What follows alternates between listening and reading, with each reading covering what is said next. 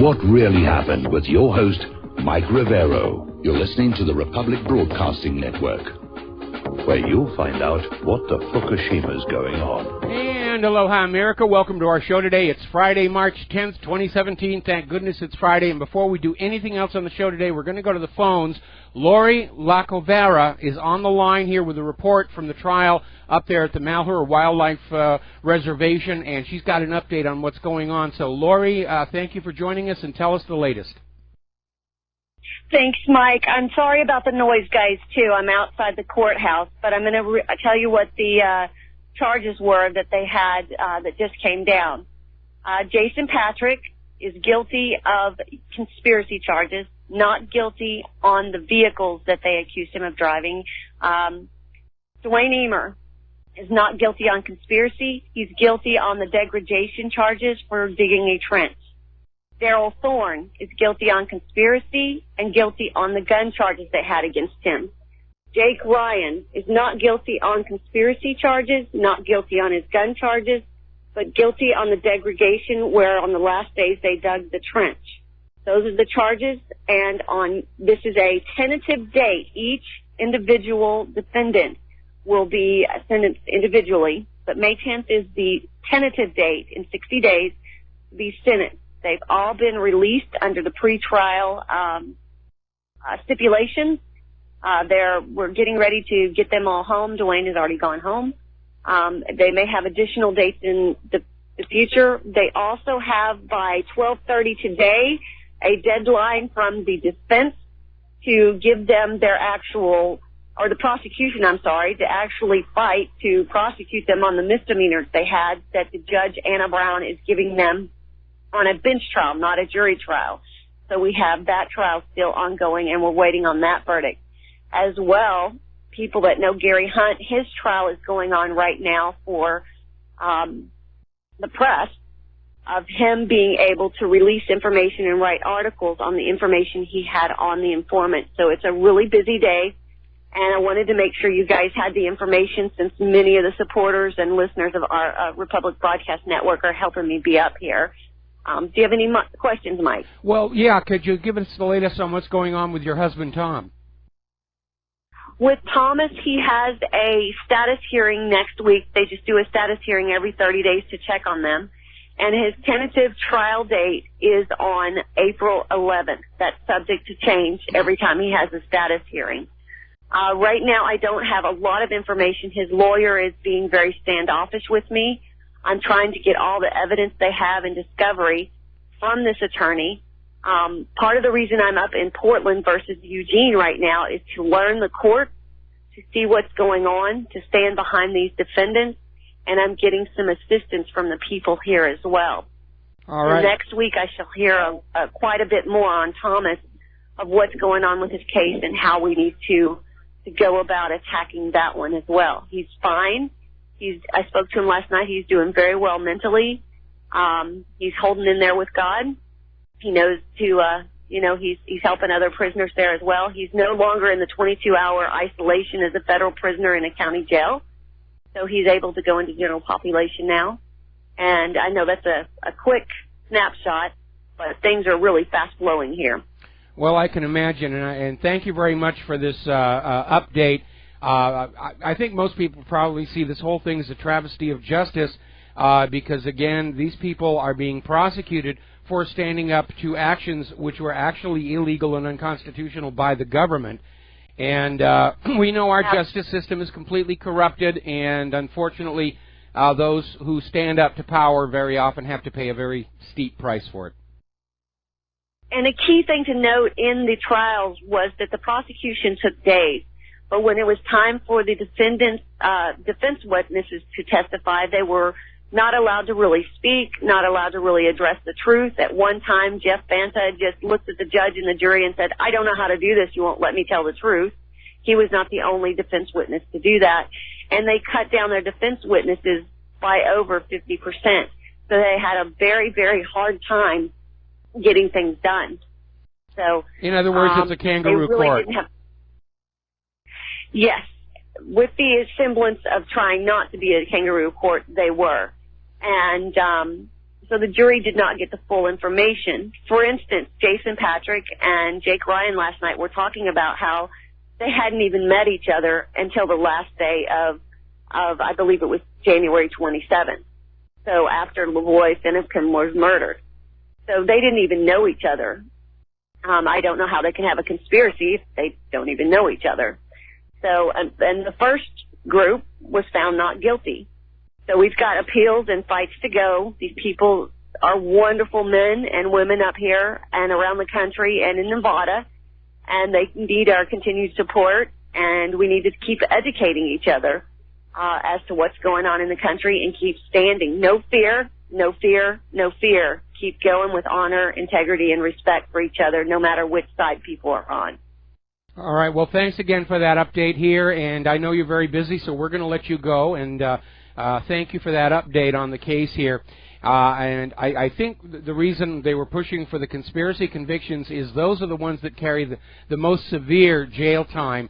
Certainly, whatever prison time they're going to look at for digging a ditch, I don't think it's going to be very large, and they want these people to go away and not be visible to the public and not be an embarrassment.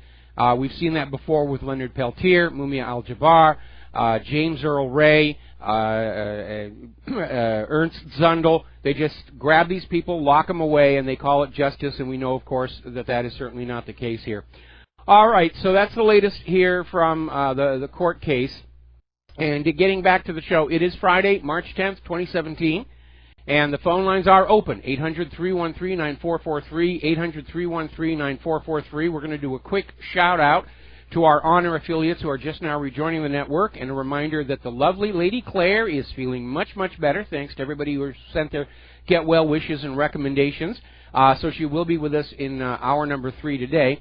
And a little bit of personal vanity, if you will. Tomorrow, March 11th, is the 23rd birthday of what eventually became WhatReallyHappened.com and this radio show, because it was on that day all the way back in 1994 when I first posted that photo showing Vince Foster's hand at Fort Marcy Park and the gun he supposedly shot himself with, and explained why that photo was a complete fraud. That, of course, led to my blacklisting out of Hollywood and my involuntary conversion to a career as a truth activist and talk show radio host. This is also my 10th year in talk radio now. My goodness, how time flies when you're having fun. All right, let's get into the news here. Obviously, the two big stories remain Obamagate and CIA-gate. And we're going to start with CIA-gate because that one is having global ramifications. You wouldn't know it to listen to the corporate media, but it's really shaken up a lot of people. A lot of foreign governments are very, very upset with what's going on. Jerome Corsi is out there basically saying that Assange's comments amount to the fact that the CIA has gone rogue, which they had gone rogue all the way back during John F. Kennedy's time, and they're targeting Americans. It's time basically to shut down the CIA, and of course Kennedy wanted to do that because even in his time, CIA was doing what CIA thought was best, and they really messed up at the Bay of Pigs. And so Kennedy wanted to shatter the CIA to 1,000 pieces and scatter them to the wind. China has already issued a statement that the U.S. must stop hacking other countries. And they're responding to part of the WikiLeaks release, which indicated the CIA was targeting Chinese routers for break-ins and hacking and control. It's not showing a lot of respect to other countries or to people when you're constantly spying on them and turning their own equipment against them. Now, John McAfee has weighed in on this and basically says that when you consider how the CIA has built in back doors into the routers, into the encryption, into the operating systems, into the browsers, into everything, then it clearly has failed in its mandate to protect the American people, because we've all been made far more vulnerable to cybercrime. And he's absolutely right. And, of course, you have the CIA is out there saying that, well, we're not spying on all of you, which is exactly what Clapper was saying when the NSA scandal broke, and we found out he was lying under oath to Congress about that. But even taking CIA at face value, where they say they're only spying on a few people, what they've said is, we've made you all vulnerable to cyber criminals just so we can spy on a few individuals, and you should be okay with that. Well, obviously not. You know, it's one thing if I'm committing a crime, if I am smuggling sheep across the border or something like that, and you want to spy on me, well, yeah, there's evidence of wrongdoing. The Fourth Amendment no longer applies. But to basically be spying on ordinary, law-abiding citizens who have not done anything wrong, and in the process leave them open and vulnerable to predatory criminals, that is inexcusable, as well as being a violation of the Bill of Rights. So, anyway, moving on down the list here. Now, we were talking the other day about how Sean Spicer, during the press briefing, was coming down saying, you know, Assange was wrong, we've got to protect the CIA, and there were some concerns that this didn't sound like the Donald Trump who was angry that he was being spied on, and now we're finding out that Spicer was actually getting his direction from Vice President Pence. And Pence is out there just storming around screaming, we will use the full force of the law on WikiLeaks if the CIA leak is legitimate. Now, the CIA has already admitted this is all legitimate stuff. So Pence is out there screaming, we've got to do this, and he's out there saying it represents a compromise of the security of the American people. No, it doesn't, Mr. Vice President. It's the CIA and the NSA that compromised the security of the American people by boring all of these holes and back doors and trap doors into our computers and our routers and our software. That's what's compromised the security of the American people. What Julian Assange, WikiLeaks have done is compromise the intelligence agencies who are acting outside the law and outside the Constitution. I'm wondering who Pence is really working for, or more to the point, what does the CIA have on him that they got by breaking into his computers? But it's clear Spicer is getting his talking points attacking Assange and defending the CIA not from Trump, but from Pence. And Trump better watch Pence closely. Talk about a president who's surrounded by enemies. Now, on CBS this morning, Chavez was being interviewed and was being questioned about Clapper's denials about mass surveillance on the American people. And Chavez put it very politely, political speak, Mr. Clapper doesn't have the best record with facts. And that's true. He lied under oath to protect the National Security Agency. And anybody who's had any contact with these agencies knows that people who work for example, the CIA, are encouraged to lie to protect the agency, even to Congress itself. They are a power unto themselves. Remember what Harry Truman said in his biography. If he'd known what the CIA was going to turn into, he never would have allowed its creation in the first place. Now, there's been a little bit of an interesting development. Apparently, 2 days after that first dump of CIA documents, Nigel Farage visited the Ecuadorian embassy in London. Now, nobody's saying what was going on, but Farage is a friend of Trump. And the timing makes it look like Farage was talking to Assange about what was going on. So there appears to be a back-channel discussion going on over there.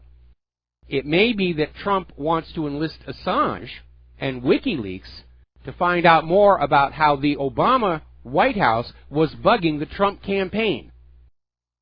And certainly Assange would be a tremendous asset in that investigation. Now, FBI Director Comey is still on out there trying to justify all of this and saying, you know, even our communications with our spouses and even the clergy are not absolutely private in America. He's saying you have no right to privacy. That is directly contradictory to the Fourth Amendment to the Constitution of the United States of America. They're trying to convince you that you should be okay with the fact that there is no part of your life that is private.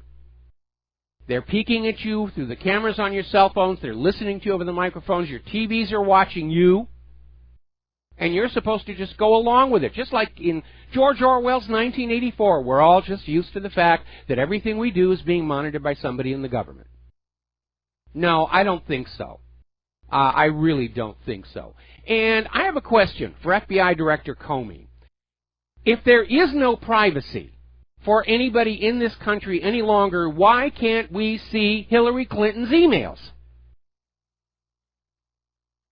Because you can't have it both ways. You can't convince the American people that we should be perfectly comfortable with absolutely no privacy whatsoever, then turn around and say it's none of our business if Hillary Clinton was selling U.S. secrets to foreign entities and getting paid through that charitable foundation of hers. We don't accept a double standard like that. And Comey is not clean in any of this. Remember a while back this story came on out how the FBI was literally running classes for the technicians at Best Buy's Geek Squad on how to spy on the computers brought in for repair, just in case a terrorist had a problem with their laptop. Even Geek Squad, even Best Buy, is part of this surveillance network. One of many reasons I won't go into Best Buy anymore. All right, let's switch on over to the other big scandal the corporate media is trying to pretend doesn't exist anymore, and that's Obamagate. And this is, everybody's saying, it's another Watergate. The former president is caught in what could be the biggest scandal in U.S. political history. And all of these people who were out there screaming, we have to have an investigation of Trump's Russia's links, now they're realizing they've hoisted with their own petard. Because now they're saying, okay, we'll have an investigation. We're not going to find anything there, but we're also going to have an investigation into this bugging of the Trump campaign, and we know there's something there. So this Russia hacked the election propaganda is boomeranging back on the Democrats. It's going to be a catastrophe of their own making, and they richly, richly deserve it. Larry Klayman issued a video earlier today. Now, Larry Klayman is the founder of Judicial Watch and this new one that he's got down in Florida, and he's going after, corruption. That's his target. That's what he has for breakfast, lunch, and dinner every day is corrupt politicians. And he's saying these illegal Obama wiretaps of Trump are very real, and we're seeing this incredible double standard out there right now. John McCain was being interviewed on NBC News, and he was out there saying the American people need to know what evidence Trump has to make such a charge that he was being spied on. That's a serious charge. Boy, isn't that amazing? The same people who insist you believe that Putin and Trump are trading wet, sloppy kisses, and just take their word for it, and all of a sudden now evidence is important to them when it's pointed back at them. That Russia-Trump link has dominated the headlines of the corporate media for months without a single shred of proof behind it. The FBI said they couldn't find any evidence to it. The CIA said they couldn't find any evidence to it, but it's still headline news. And Trump security people find evidence of wiretapping and bugging inside campaign headquarters, and all of a sudden McCain says, well, we've got to see the evidence. We've got to see the evidence. It couldn't possibly be real. It could never happen. Only Republicans have Richard Nixon-type politicians. Now, Jeff Sessions is starting to push back on the effort to push him out of the coming Russia-Trump, well, it's not really an investigation. It's another kangaroo court, like Lori was just telling us about. The only witnesses that are being called to testify before the panel are all working for CloudStrike, which is this consulting firm that works for the Democrats, was working with the Hillary campaign. They're pushing the conflict with Russia. They're basing their entire investigation on this already discredited dossier about Donald Trump and prostitutes in the Moscow hotel, written by this former British spy, Christopher Steele, and he's been called as their star witness. So this investigation is going to be rumor, hearsay, innuendo, presented as incontrovertible facts that you will believe if you're a loyal American. We're going to take a break for commercials. We will be right back. And aloha, America. Welcome back to the show. We're talking about Jeff Sessions. He's starting to stretch his muscles a little tiny bit. And he's saying that, he would be okay with a special counsel to investigate Eric Holder and Loretta Lynch in terms of all of the stuff that's beginning to surface. The primary difference between what's going on now and Watergate is Richard Nixon succeeded in stealing the White House and had the power and control to keep it all covered up. The Hillary gamble failed. They committed all these crimes, and they don't have the power within the White House to cover it up. That's one of the reasons they're all trying to gang up on Trump and find some way to get rid of him before it all starts streaming on out. But there should be a special counsel to investigate Eric Holder and Loretta Lynch and Hillary Clinton and John Podesta, the whole bunch of them. There's a lot of material out there. Under Eric Holder, the Department of Justice acted as an enforcer for the Obama administration's agenda, shield for Hillary Clinton's crimes. Someone needs to ask why Holder's Department of Justice refused to investigate the new Black Panther Party for intimidating voters. How about Fast and Furious? How about the targeting of Gibson guitars because they were donors to the GOP? It's ridiculous. Now here's a breaking story. Jeff Sessions has just asked all the remaining Obama-appointed U.S. attorneys for their resignations. Think about that one for a while. Trump finding out that he was being bugged by the Obama administration and sabotaged by the Obama holdovers, it looks like the broom is out, and they're going to clean out the whole system from top to bottom of all the predecessors' lackeys. And they're starting with those U.S. attorneys who, because of the United States Supreme Court, hold total authority over who gets arrested and prosecuted and who gets to skate off scot-free for their various crimes here. Trump has a big fight on his hand, and he needs to wake up to that. His own vice president is out there insisting the CIA doesn't spy on American citizens. Judge Napolitano's already shot him down for that one.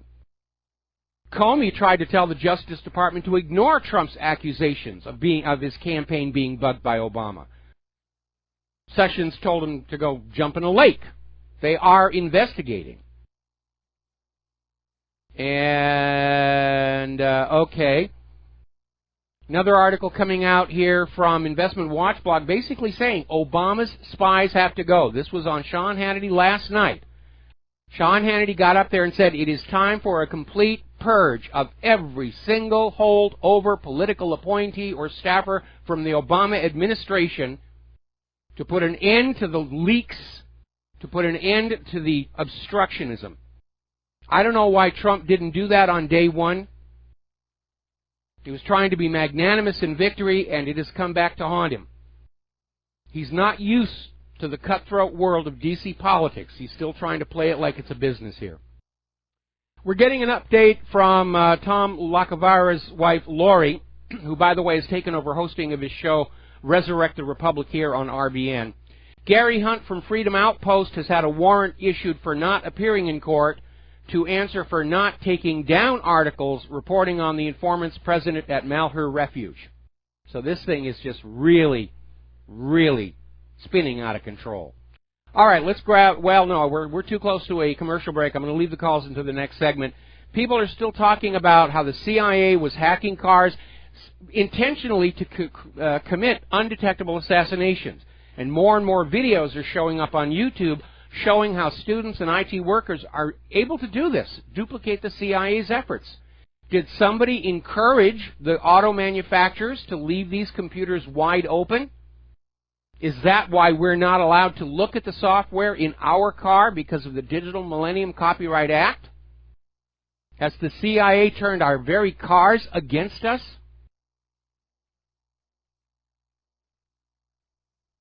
By the way, somebody is trying to flood the net with yet another bogus claim that Obama was born in Kenya, they've got another birth certificate, and all this other nonsense.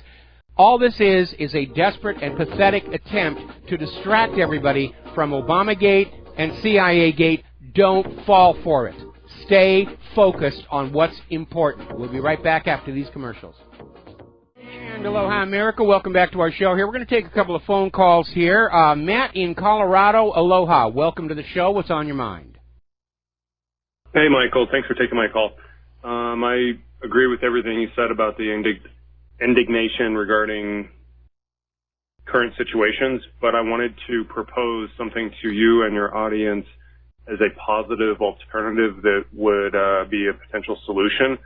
And it's simply a reallocation of discretionary spending in the military, and it gives an incentive to public school teachers to receive a portion of the federal income tax that every student, like an annuity, a lifetime annuity, that every student that passes through their classroom, the teacher would receive, and they would make more money than crazy Wall Street investment bankers and so forth. And we would attract the best and brightest teachers, and it would also reform the teaching curriculum so that kids don't have to like put a square into a circle, and they can be encouraged to do what they're naturally inclined to do. Therefore, they'll be more productive in society. Therefore, they'll produce more revenue. Matt, let me come in here. I mean, you're kind of all over the place here. The problem is right now where our tax money goes is totally under the control of the political system, and the political system is not listening to the American people. In fact, up until last year's election, our political establishment had pretty much convinced itself it was immune perpetually from ever having to do anything the American people wanted. They had broken free of the dictum that the will of the people is the law of the land. Everything that you're suggesting requires the government to go along with what the people want. And right now, the biggest obstacle to that is our elections are so crooked, they have to screw those ballots into the ballot box. We have to fix that first in order to reassert control over those politicians. Then we can get those politicians to implement some of your ideas. Okay? Yeah, well, so I totally agree with you. And how do we do that without having a military coup? Well, we're working on that, and like I said, as we get into summer, toward the autumn, we're going to be launching a major campaign. The first thing to do is to get the American people to understand their votes don't count anymore. It's just a theater pageant that they're supposed to go through. We were able to overcome the election fraud this last election, but make no mistake, the election riggers are hard at work making their systems even more robust for the midterms next year and the presidential election in 2020. Anyway, thank you very much for the phone call. We're going to let you go. And getting on back to the news here, I want to recap this because we lost part of it going into the commercial break. All of a sudden, all over the net today, there's a news story about how Barack Obama was born in Kenya. His half-brother supposedly is in agreement, and they've come up with a birth certificate. Actually, it's been around for quite a while, and it's already been discredited. But they're throwing it out there, and I got like dozens and dozens of these from people whose names I don't recognize, all saying, you must post this, this is important, this proves you were right all along, or that you were wrong about the love child and everything. This is a distraction. That's what this is. The CIA and Obama do not want you paying attention to Obamagate or CIA-gate, so they're trying to throw a crumb out there for people to chase. Don't be a sucker. Don't let them decide for you what the important story of the day is. You already know the important stories of the day. The CIA turning all of your personal electronics against you, including your car, in order to kill you, if they should just get it into their head they want to do that. And the fact that Barack Obama bugged the Trump campaign. Obama's already out of office. The circumstances of his birth are irrelevant now. It's not like we can rewind the tape and play back the last 8 years. It's over and done with. In any event, it's a distraction. It's a classic distraction. If you have not seen the movie Wag the Dog, you need to. Because and the other one is Our Brand is Crisis, Sandra Bullock. Those are very good peeks into how the political mind thinks. There's one moment in Wag the Dog where the Robert De Niro character is explaining to the Dustin Hoffman character about how the game is played. You know, the bombing at the Marine barracks in Beirut, 24 hours later, we invade Grenada. Change the focus, change the story. We see it on the corporate media all the time. Something really critical to the entire nation is going on, and all of a sudden there's some spectacular event, and the media just follows it. Because that's what they're paid to do. They're paid to get you to look at irrelevant things so you don't look at the stuff that affects your life. Next time you go through your supermarket checkout line, look at that magazine rack that they're just shoving that stuff at you, the celebrity news, the gossip columns.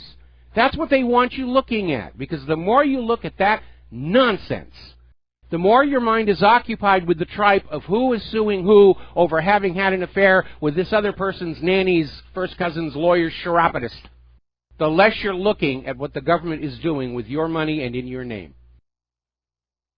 That's why they put this Obama birth certificate out there again. They're trying to find a way to lure you away from Obamagate and CIA-gate. They're trying to play you. They think you're all morons and suckers and sheep, and you're going to be easily led to where they want you paying attention. I don't think so. By the way, apparently Barack Obama, along with his little command post in Washington, D.C., he's got an office in Washington, D.C. with a staff of 12 people whose only job is to keep tabs on Trump. It's a surveillance operation, a privatized civilian surveillance operation to keep an eye on Trump, to look for anything that can be used to bring him down. All right, we're going to take another phone call. Tom in Florida, aloha. Welcome to the show. What's on your mind? Yes, Michael. Good afternoon. You hear me? Yeah, I hear you. Okay, Michael. Yeah, I was just actually watching a little bit of the news earlier today, and I think with this leaking stuff and all this crap that's going on in Washington, I think, let me ask you a question, Michael. How come Israel, you don't hear nothing about Israel their government being leaked all the information they have? But you know what? I tell you, this inside job, like you're saying, I believe there's probably maybe 5 or 10 people that are doing this leaking, ain't probably just one individual. And I believe it's like a organized, like a takedown of Trump, and I believe that you know what? If you want to go to the source and find out maybe he's leaking, Israel is so great at intelligence. Why doesn't Trump ask the Israeli government, hey, give some information who's doing? Because Israel wants Trump gone as well. Israel wanted Hillary in there. Israel wants anybody in the White House who will do what Israel wants without question, and Trump is asking too many embarrassing questions. He's not, as much as he talks about being a supporter of Israel and Israel's our friend and everything, in actual practice, he looks at each new request from Israel on its merits. He's thinking about them, and that is very, very worrying to the hardliners over in Israel, who have gotten used to the idea of absolute, total tyrannical control over America's political system. And it's starting to slip, along with the fact of Trump winning this last election, the last couple of elections. The Friends of Israel are starting to find themselves voted out of Congress. Their actual representation inside Congress is starting to shrink, and that has them in an absolute blind panic. No, you're absolutely right. And if you go back, Michael, the Zionists, they always have been in kind of control. Even tricky Richard Nixon said it. He said, "Where are they all coming from?" I saw that on the tape. He's on tape saying, "Where are all these schmucks coming from?" And look at here. That goes back to probably before even the Eisenhower times. They were infiltrated. Now look at it. They're 2% of the population, but they're controlling Hollywood. Look, and they're trying to. I believe they're the rogue. Tom, calm down a second. If you look back at the history of 2,000 years of persecutions and expulsions of the Jewish people, you will find one single common theme, and that is how the Jewish people treat everybody else around them. They never integrate into a society. They view the people around them as fodder. It's even written into their religion. God has exposed the Gentiles' money for the Jewish people. And it's because... No, we're cattle, Mike. We're cattle. That's the literal translation, rented lips, of Goyim. And that's it. And, of course, Israel's always saying, oh, it's the Christians hate us, or the Arabs hate us, or this hate us, or that hate us. But if you look at that entire long history of all the problems the Jewish people have been having, The only common theme in all of those events is the hostility generated by Israel's treatment of those around them. Predatory practices. And yes, they've got all these millennia of experience on how to infiltrate and take over governments. And they have absolutely no moral compunction not to do so because it's in their religion. This is what they're supposed to be doing. Anyway, Tom, we're going to let you... Michael, I totally agree, but I want to say one more thing. Look at Benjamin Franklin. He said it back 200 years ago that if you let these people in, they're going to take your country down. Look into Ben Franklin's papers and maybe do a show on it. Yeah, okay, Tom, calm down. You're drinking way too much coffee to be on this show.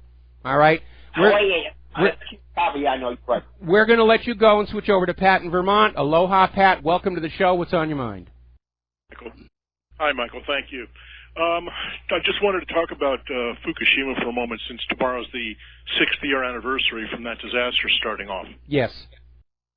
A couple of things ties this up relative to what we've been talking about, specifically with the software interventions by our lovely CIA, the fact that the Stuxnet virus got out of hand, possibly because of Israelis' additional code that was put onto it that made it more difficult to control. Yeah, that was a real goof here, and we do know that Stuxnet had infected computers all around Fukushima, we know that Stuxnet was designed to interfere with the very same Siemens controllers that were being used inside the Fukushima power plant.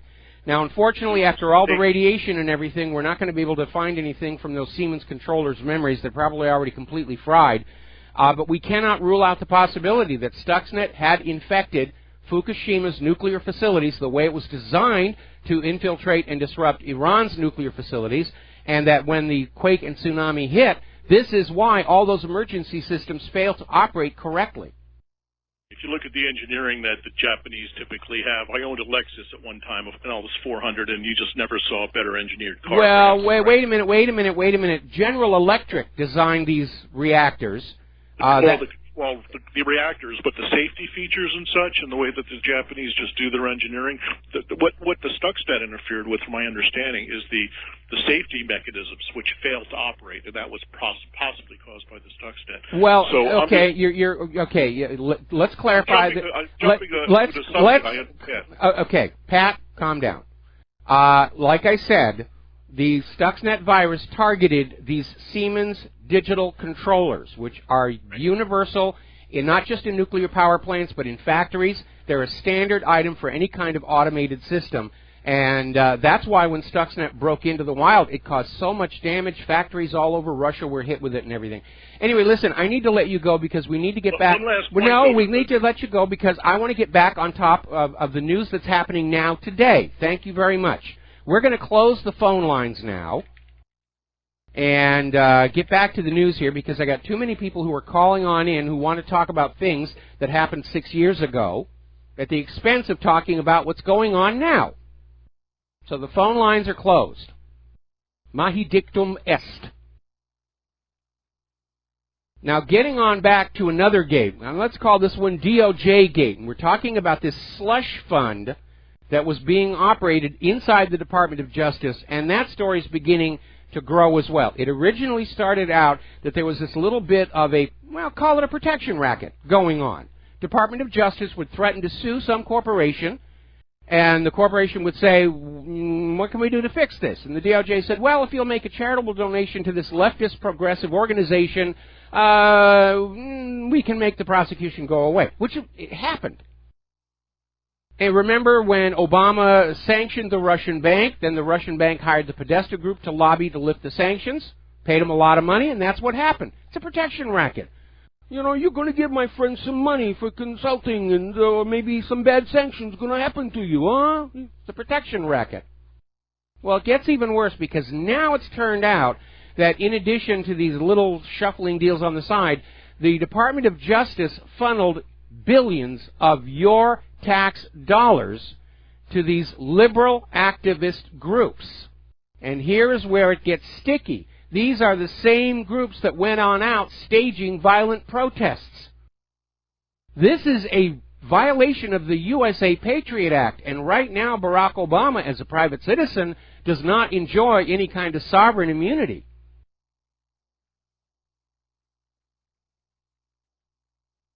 I think Richard Nixon can rest easy now. He is no longer seen as the most corrupted president in U.S. history. So, moving on here. Now, interesting story coming out of Phoenix. Their Fox News affiliate, Fox 10 in Phoenix, broke a story earlier today that just days before the election, the Department of Justice covered up a refugee terror suspect. And the story is this was happening down in Texas, and apparently the Texas authorities wanted to arrest this guy for planning a terror attack inside the United States of America, and when they contacted the federal authorities, they got a pushback. They got resistance. They were told to just back off and stand down so that there wouldn't be any headlines about a refugee terror suspect reinforcing Donald Trump's message just before the election. And so the investigation stalled. This guy was released, and now he's somewhere inside the United States of America. A known terrorist plotter has been released into our population in order to support the Hillary Clinton campaign. This is on Fox 10 News down in Phoenix. We have the tape on the front of whatreallyhappened.com. Now, Hillary Clinton obviously is not intending to retire from public life. She's out there making speeches. She's making videos for Women's Day, and she's out there trying to attract as much attention, keep her name in the public eye. At one point, she was talking about even having her own talk radio show. Well, apparently, Girls Incorporated just gave Hillary Clinton a Champion for Girls award at their New York luncheon earlier this week. It did not go over well with everybody. More when we come back. Yeah, aloha, America. Pardon me. Welcome back to the show here. I'm going to step back and redo this one again here. The story is basically Hillary Clinton is going around making speeches, trying to be public, and last Tuesday she gave a short speech to a group called Girls Incorporated that claims it helps to give confidence to girls, and it awarded Hillary Clinton their Champion for Girls award. Now, this did not sit very well with Juanita Broaddrick, who tore into this ridiculous award in an interview with the American Mirror. Now, Broaddrick is just one of many women that have accused Bill Clinton of sexual assault. And in every one of these cases, Hillary Clinton attacked the women making the complaint. She was no champion for women at that time. Some of the women making those allegations wound up dead. And right now, this Champion for Girls award has about as much legitimacy as the Nobel Peace Prize or the John F. Kennedy Medal of Courage award. Like I said, part of the propaganda is the government will shower the people they want you to pay attention to with all kinds of medals and ribbons and plaques on the wall and statues, and the corporate media will say, you should listen to these people because they have gold things on the wall here, and don't listen to these other people over there because they never get any awards for anything. So you shouldn't pay attention to them. Just trust the gold statues, trust the medals, trust the ribbons. These are the people you must listen to. That's what these awards are for. They're not for merit. They're to steer you in a certain direction. And again, going on back to the Academy of Motion Picture Arts and Sciences, that Blue Ribbon Committee, will discard nominations, and they'll basically craft the Academy Awards in order to maximize box office for the winners. Those films that are nominated for an award that are not in a position to generate huge box office get kicked out. That's what happened to Stargate. We were originally nominated for the Visual Effects Award, but the production company, the film company, was in serious trouble. They were on the verge of collapse. They couldn't monetize the Academy Award, so the Blue Ribbon Committee kicked them out. And that year, the Visual Effects Award went to Speed, about the bus with the bomb on it, which actually did not have that many visual effects in it. That's how crooked and corrupt this all is. Those statues and medals and plaques are used to steer you around in different places. So Hillary was never a champion for women, certainly not the women that were attacked by her husband. This is another completely bogus illusion. Now then, quick reminder before we get to the top of the hour. This Sunday in the United States, we start with daylight savings time. And that means that for, we'll do this on the other side of station identification. Aloha America, welcome back to our show, hour number 2. And as I was starting to say before we hit the music for the station break, over this weekend on Sunday, the United States starts daylight savings time. Now, for the vast majority of you listeners in the U.S., this won't affect this show.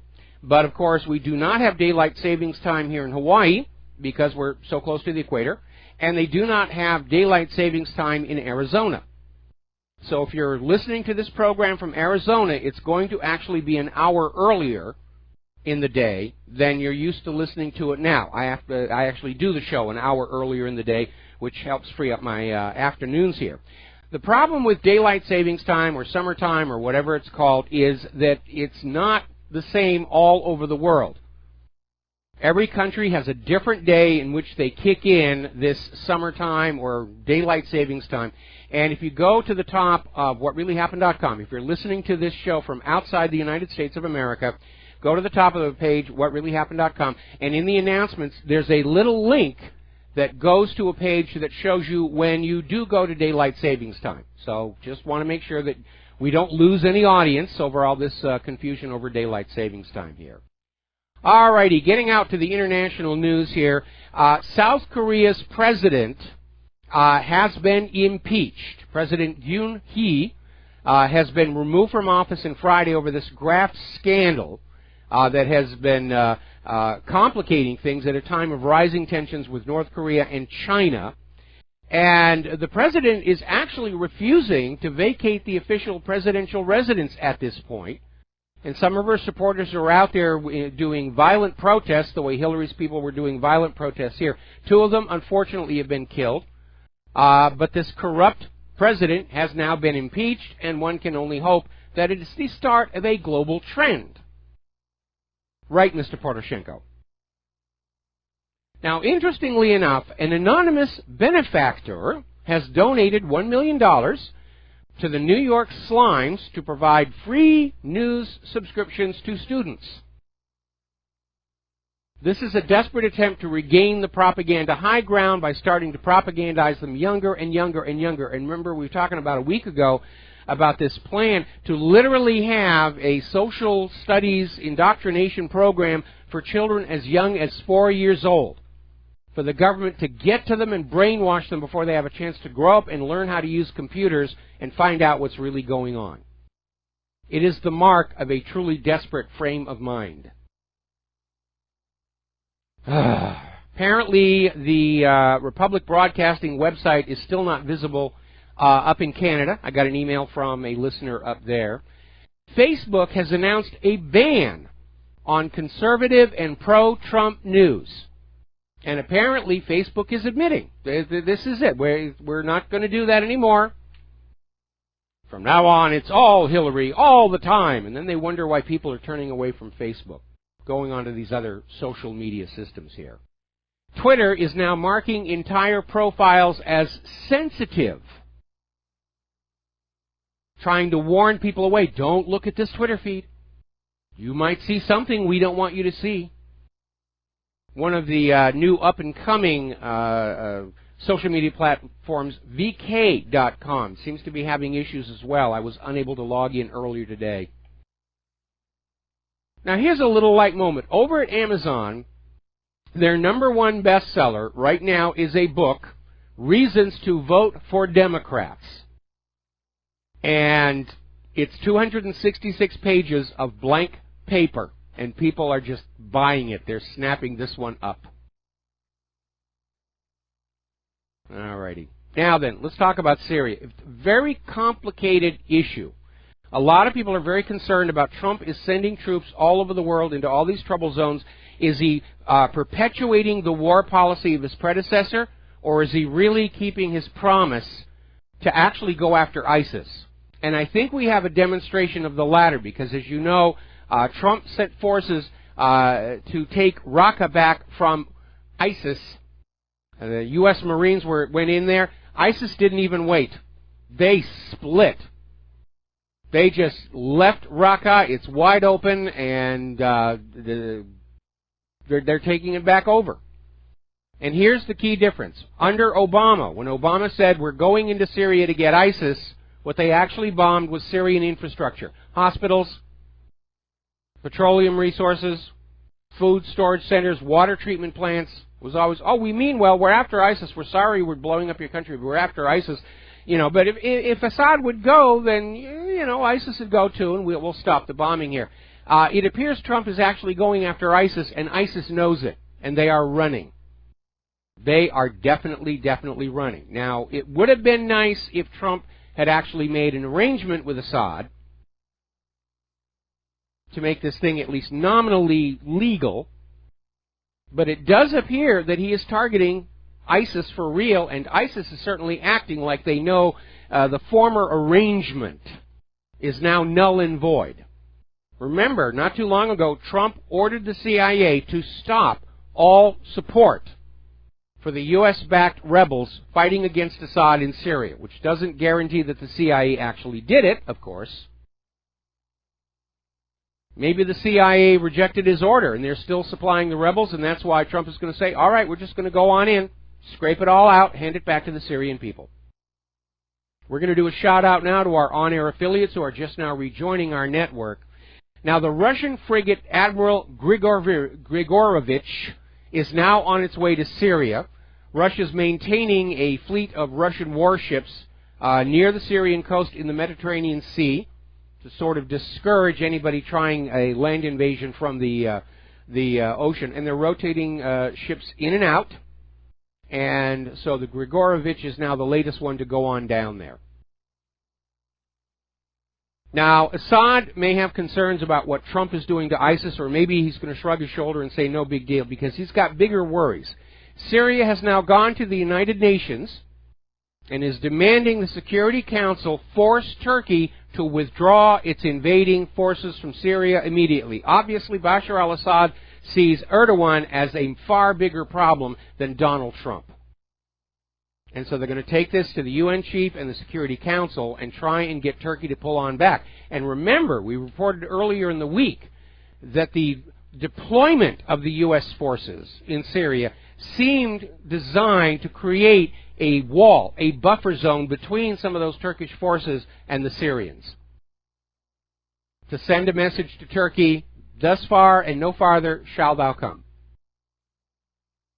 China is getting very nervous about the deployment of the Terminal High Altitude Area Defense Missile System, in part because it's very provocative, in part because U.S. missile systems have a bad habit of going in the wrong direction, as the British found out with that Trident a little while ago, and mostly because of the extreme instability within Korea, especially with the successful impeachment of South Korea's president. China is also very nervous about the deployment of B-52 bombers into the area. And they're warning that this risks a nuclear confrontation.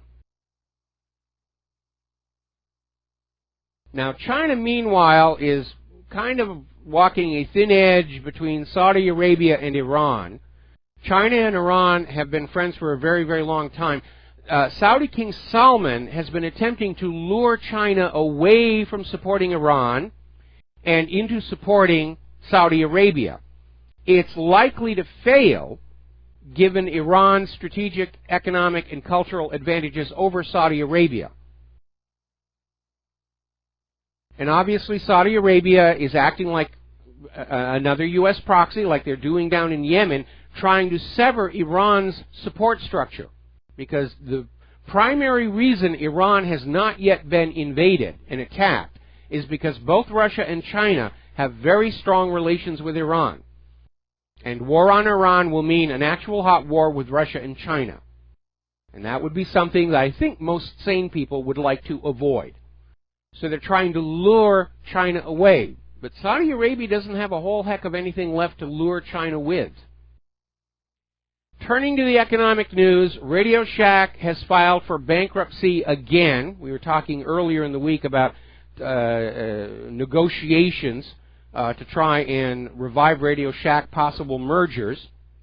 Apparently, their partnership with the Sprint Corporation has not worked out very well. And this gets right to the heart of my analysis of why Radio Shack is in such trouble.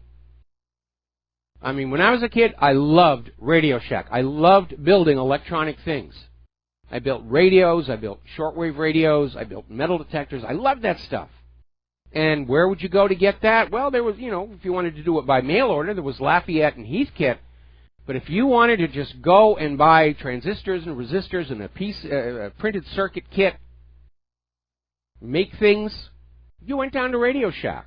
And they did a really, really good business. And then all of a sudden, somebody made the decision, well, those techno weenies, it's too small a segment of the market. We want to appeal to a broader range of American consumers. And they abandoned their original customer base. They still had a few little trinkets on the back wall to remind everybody that they used to be Radio Shack, but the vast majority of the store was filled with the very same consumer electronics that were being sold in all the other stores. And they were acting as basically mall agents for the Sprint company. And they divided the market rather than capture it. And as cell phone usage plateaued, because they reached market saturation where everybody's already got one, they don't need to buy another one, Radio Shack got into trouble. When you have a successful business model, you should stick with it. Stick with what you know works for your business, and don't let some MBA or CEO from the outside come on in and say, we can turn Radio Shack into this grand empire where everybody will come to us for microwave ovens and vacuum cleaners and so forth. It didn't work. It didn't work. Toward the end there, I did see Radio Shack try and bring some more educational building stuff in, but whoever was purchasing it didn't really understand building electronics, because you'd have some of what you needed to build something, but not all of it. And if you can't buy everything you need to build what you're going to build in that one location, you're not going to buy anything at all. That was probably one of their biggest mistakes in those final months there. Now, Westinghouse, which is now a division of Toshiba, has until the end of the month to decide if they're going to file for bankruptcy. Apparently they're in serious trouble, and Japan's finance minister is saying it's time to take a look at the books and see what's really going on here. Now, between the very unrealistic stock market euphoria and China's dumping of U.S. treasuries, more and more people are saying there's probably another recession on the way, or to be more accurate, a deepening of the recession we've all been living through since 2008.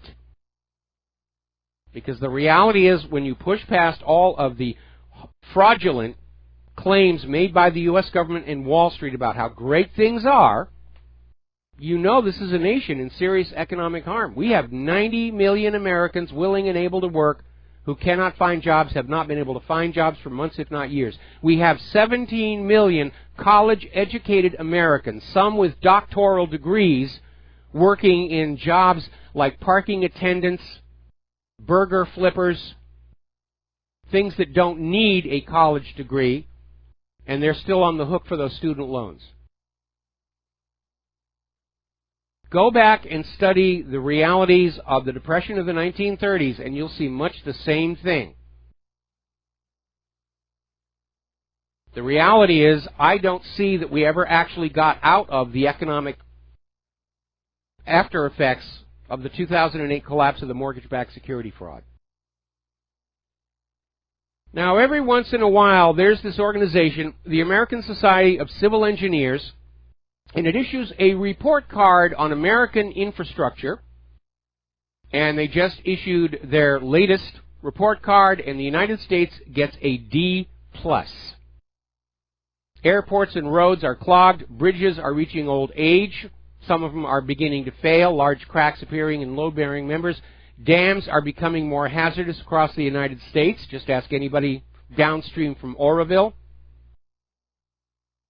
And this deteriorating infrastructure is impeding our ability to economically compete in the thriving global economy.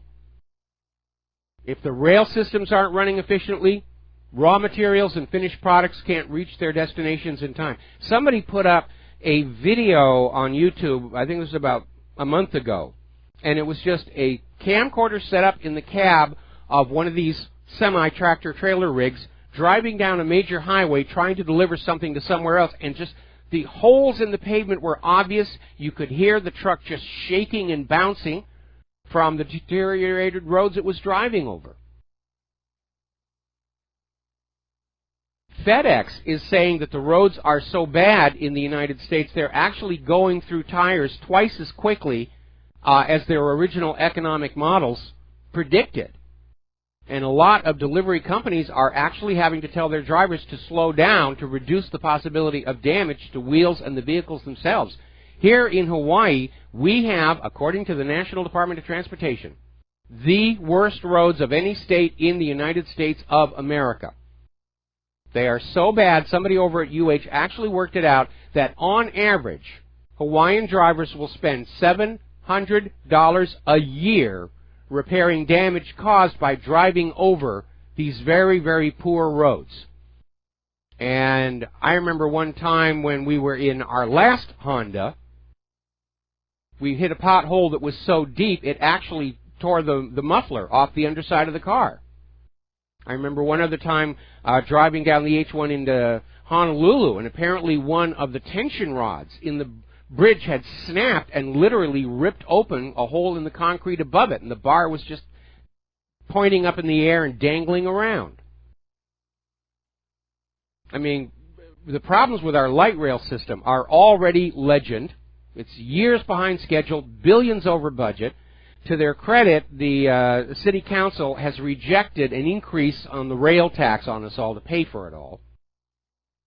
Now they've discovered that the shock pads for the first 11 miles of the track are all going to have to be replaced, and they're going to have to replace all the rail cars they'd bought, because it turned out these 4 aluminum structural beams which form the frame are defective.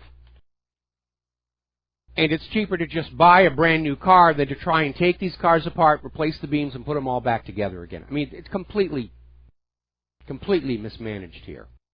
Now, getting on back to the American Society of Civil Engineers, they are estimating that to get America's infrastructure back up to just a level of B, not the best in the world, but at least good enough where our roads and bridges and rails are at least safe and our dams are not in danger of collapsing from a little rain, they're estimating it's going to take $4.5 trillion.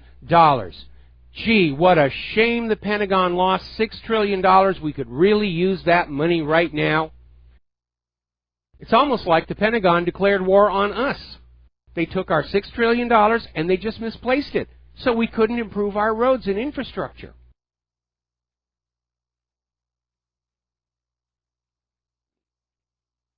Now then, U.S. debt is actually starting to go down.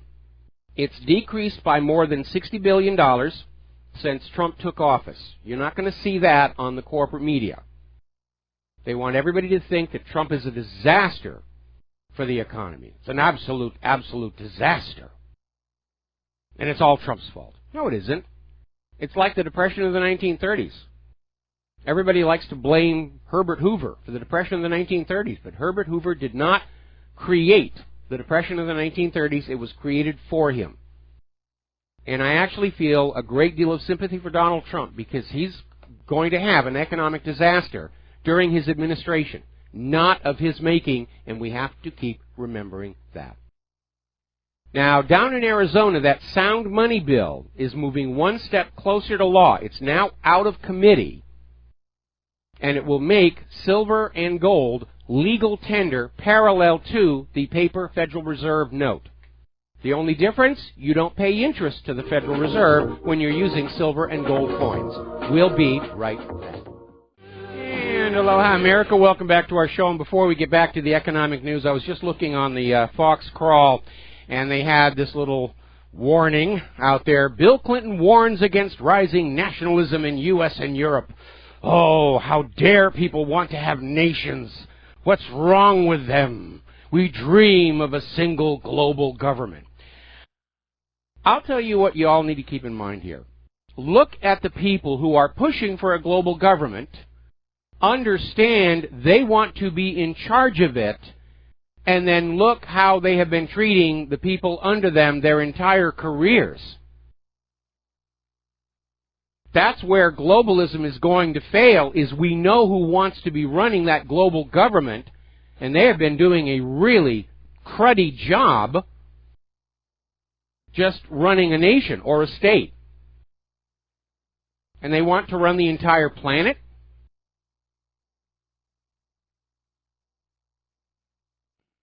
I guess Bill Clinton just wants to be able to chase other women in every country on earth without showing a passport. All right, getting back to the economic news. Sean Spicer is confirming Donald Trump is going to bring back Glass-Steagall. Shook up the stock market a little bit. It has to be brought back for reasons we elucidated on yesterday. That's something I definitely agree with Trump about. Now, Marine Le Pen is saying that if she wins the presidency of France, France will drop the euro and go back to the franc. Earlier they were talking about having the franc in parallel with the euro. Le Pen has just upped the ante and saying that France will just drop the euro. That's it. They don't need to be debt slaves to yet another private central bank sitting on top of all the other private central banks all over Europe right now. So the European Union experiment is falling apart, and still they will not quit. They're so close to their dream of a global government they can't let go. They're obsessed. They're infatuated. Now, freshman member of Congress Roger Marshall, he's an obstetrician, and I was kind of assuming that, like Dr. Ron Paul, his having been a doctor would give him some common sense going into politics, and apparently not. Because he basically was talking about changes to Obamacare, and he was saying it couldn't be structured to benefit those with low incomes because poor people just don't want health care. They're not going to take care of themselves. Well, that triggered a huge, huge backlash, and he's been forced to publicly apologize. And now he's going to hold listening tours around Kansas, where he's going to go around to various venues and let the people of Kansas scream at him that he's a moron. Now, by the way, there are a lot of people who do not take care of themselves in the conventional sense of getting an annual checkup and getting all the vaccinations and so forth and so on because of the current problems with our orthodox medical establishment. And it's a choice based not on poverty. Well, in part, we can't afford medical care these days anyway, but also because a lot of what is being sold to us, we can't trust it any longer, and we shouldn't trust it. Now, up in Germany, their Alternative for Germany party has pledged that if they can gain power in the upcoming elections, they will promise to have a negative outflow of 200,000 migrants every year. In other words, however many new migrants come on in, let's say 20, they're pledging that 200,020 will be encouraged to leave. And they're actually getting a lot of attention from the people of Germany who have just had it up to their schnitzels in refugees and rape and Angela Merkel. Now, I'm hoping that when Marine Le Pen wins the presidency of France, she's going to roll back some of this ridiculous tyranny that has emerged in France with all these laws saying you can't say bad things about this, you can't say bad things about that. Apparently, a mayor of a French town was making a comment about how the schools there were being flooded with Muslim children and the ethnic French population is being replaced. and he's been hit with an 1,800 euro fine for saying what everybody can see. We'll be right back. Hey, aloha, America. Welcome back to the show here. And before we continue with the immigration stuff, a little bit of a breaking story here. We were talking about how the New York Slimes had leapt to Obama's defense, saying that there was no bugging, it was ridiculous, Trump has absolutely no proof that his campaign was being bugged, and was embarrassed by the fact that back on January 20th, they had run an article by the exact same writer basically saying that Trump's people had been wiretapped. Well, somebody just spotted that on the website version of that story, obviously they can't go out and change the paper copies if those are still around, but on the website version they just changed the story. They took out the word wiretapped and simply said intercepted.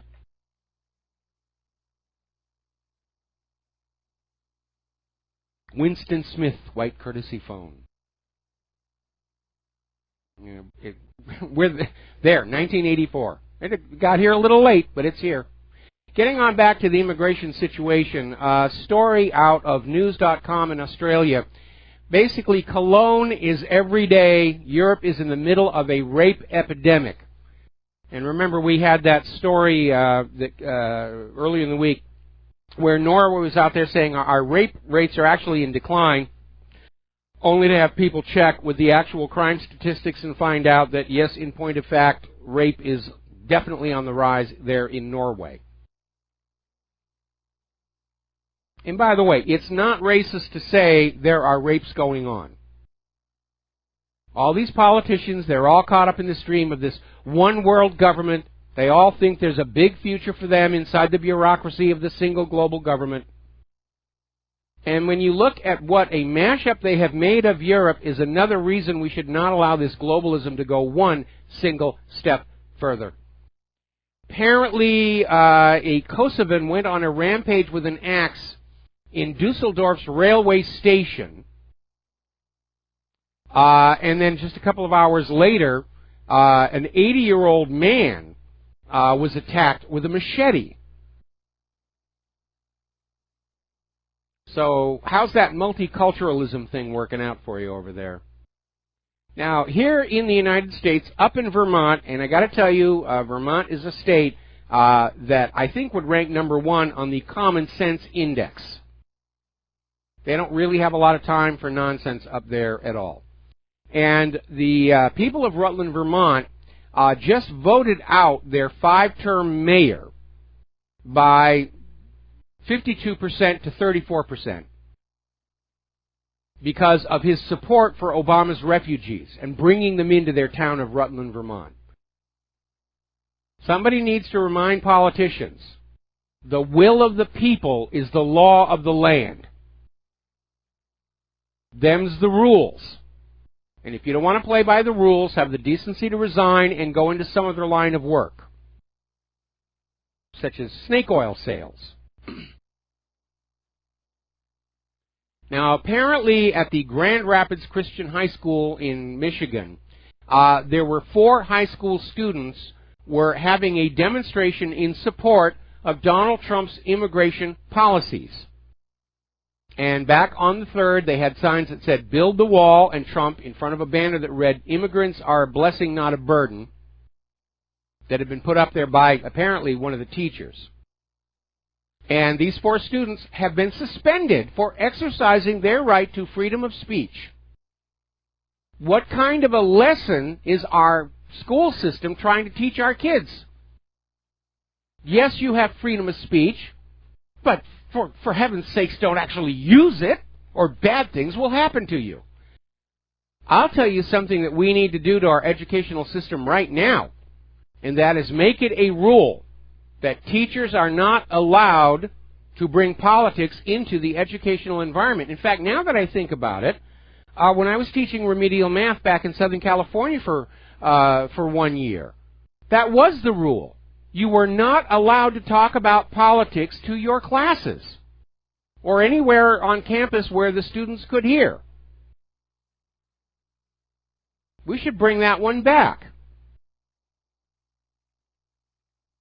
Now then, Senators Tom Tillis, Republican of North Carolina, and Mark Warner, Democrat of Virginia, and a bipartisan group of 29 other senators are calling for more foreign workers to replace blue-collar Americans.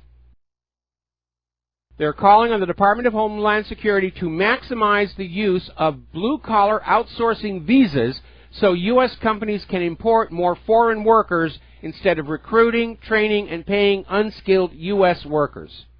Once again, that's Tom Tillis and Mark Warner are leading this. Now, Ann Coulter, the lady who told you that a little radiation is actually good for you following the meltdown of those GE reactors at Fukushima, is out there saying more examples of Trump's dangerous agenda. Now Samsung plans to spend $300,000 shifting jobs from Mexico to the United States. This madness must be stopped. Earlier on Fox News, there was somebody out there saying, well, if we raise that minimum wage, it's only going to incentivize automation. And yes, it might, until those corporations start realizing that the state of the art in automation and software and computer technology in the United States is not very good. And I have seen a lot of companies that attempted to automate and wound up spending far more money just repairing and maintaining the robots than hiring a human individual. And there's one other thing that they ought to be thinking about. Every new piece of computerized equipment brought into your place of business is another vector for the CIA to spy on you or even sabotage you.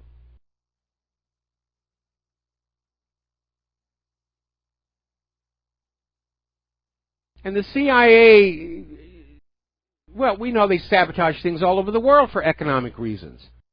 Back during the 1980s, there was a big thing going on where American banks were being used as tools of U.S. foreign policy. They'd go down to these countries in South America, and they would issue them these really big loans, and then the CIA would go into those countries and sabotage economic assets, throw pests on crops, sabotage factories so those countries could never pay those loans back to keep them debt slaves to the American banks.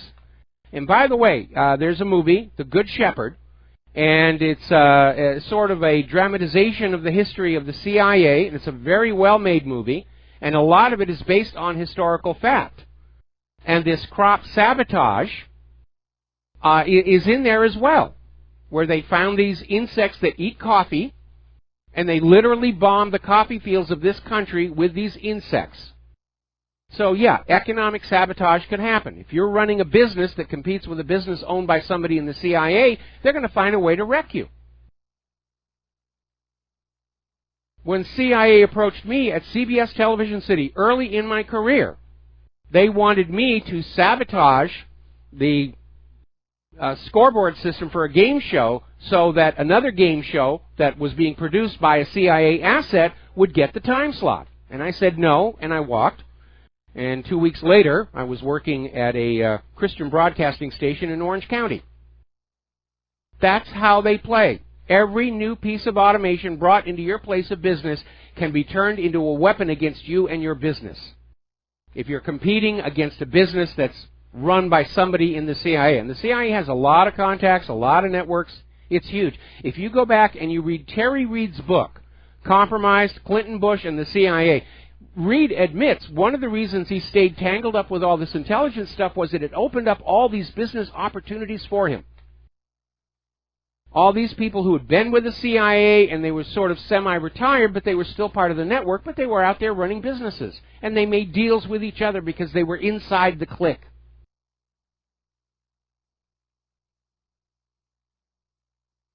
That's another reason not to automate.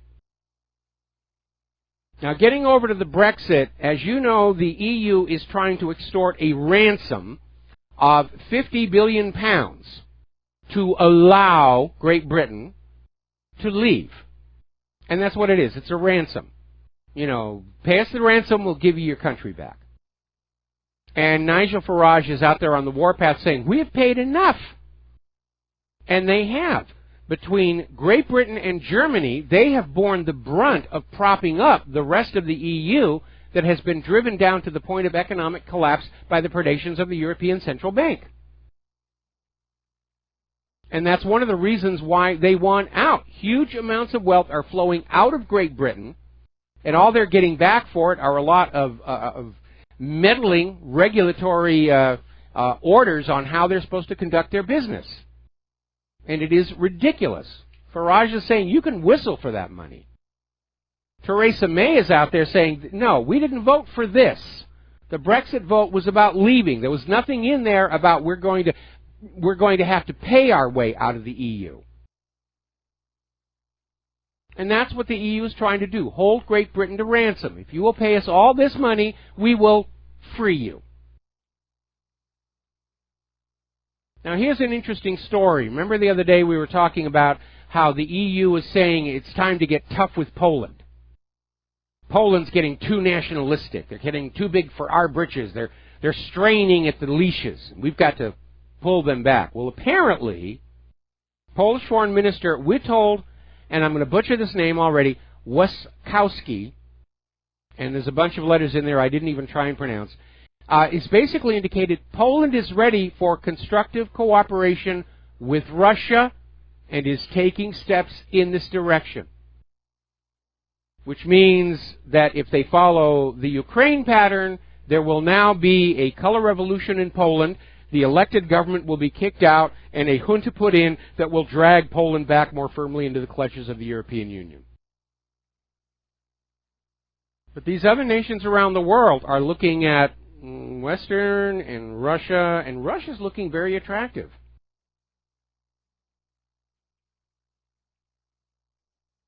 Brussels is now issuing desperate pleas to the Balkan states for them to join the EU. Because more and more of the Balkan states are saying, you know, Russia's looking pretty good. We think we want to go over there. No, you can't go with them. They're evil Russians. They've hacked the U.S. elections. They steal socks out of your dryer. They tap dance barefoot on shag carpeting. They're terrible people. You want to be embraced by our private central banks. Anybody looking at what's going on in the EU right now has to understand it's a raw deal. It's not just national suicide in terms of loss of your sovereignty, it's economic suicide. Brussels is just this huge sucking sound, sucking wealth out of the rest of the EU. And when there's no more money, they go on in and they just start helping themselves to national assets. Gee, that Parthenon would look good in front of one of Sheldon Adelson's casinos, wouldn't it? Now, turning over here to the United States of America, everybody's looking at Chicago and its incredible crime wave, its incredible amount of homicides in what is touted by the gun grabbers as a showcase, a model of gun control in the United States of America. Well, now it's turning on out that the gangs in Chicago's South Side, which is the worst part of the town, are somehow able to target railroad freight cars filled with guns on their way to gun companies and gun stores. How do they know? Is somebody leaking the information about the cargoes to the gangs? Have the gangs hacked into the railroad computers to look at the shipping manifests? There's a missing part of this story. How do the gangs know which railroad cars have these guns? It's not like somebody slaps a sticker on the outside of the railroad car, here are the guns. I've seen a lot of trains in my life. I've never seen a railroad boxcar that had a label on the outside what it was. There'd be a company name. Now, PC, political correctness, is really, I think, reached the stage of becoming a caricature of itself. And it's becoming more and more ridiculous.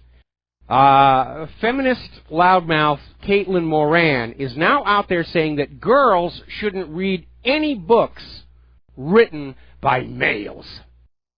And she named J.D. Salinger, William Faulkner, Raymond Chandler, Ernest Hemingway, and Philip Roth as male writers that should be ignored by all right-thinking feminist women.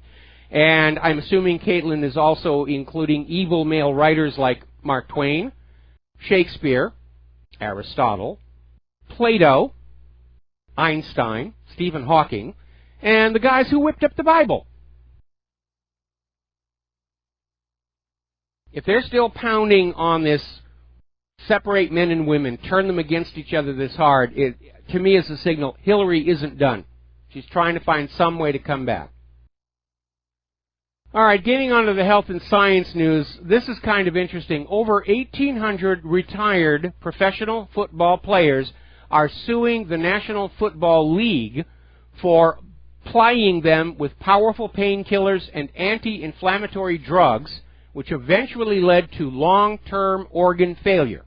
Basically, the NFL doctors were treating these players like racehorses. Get them juiced up for the race, and it doesn't matter what happens to them down the road because we're going to send them to the glue factory. And they're suing the NFL in federal court.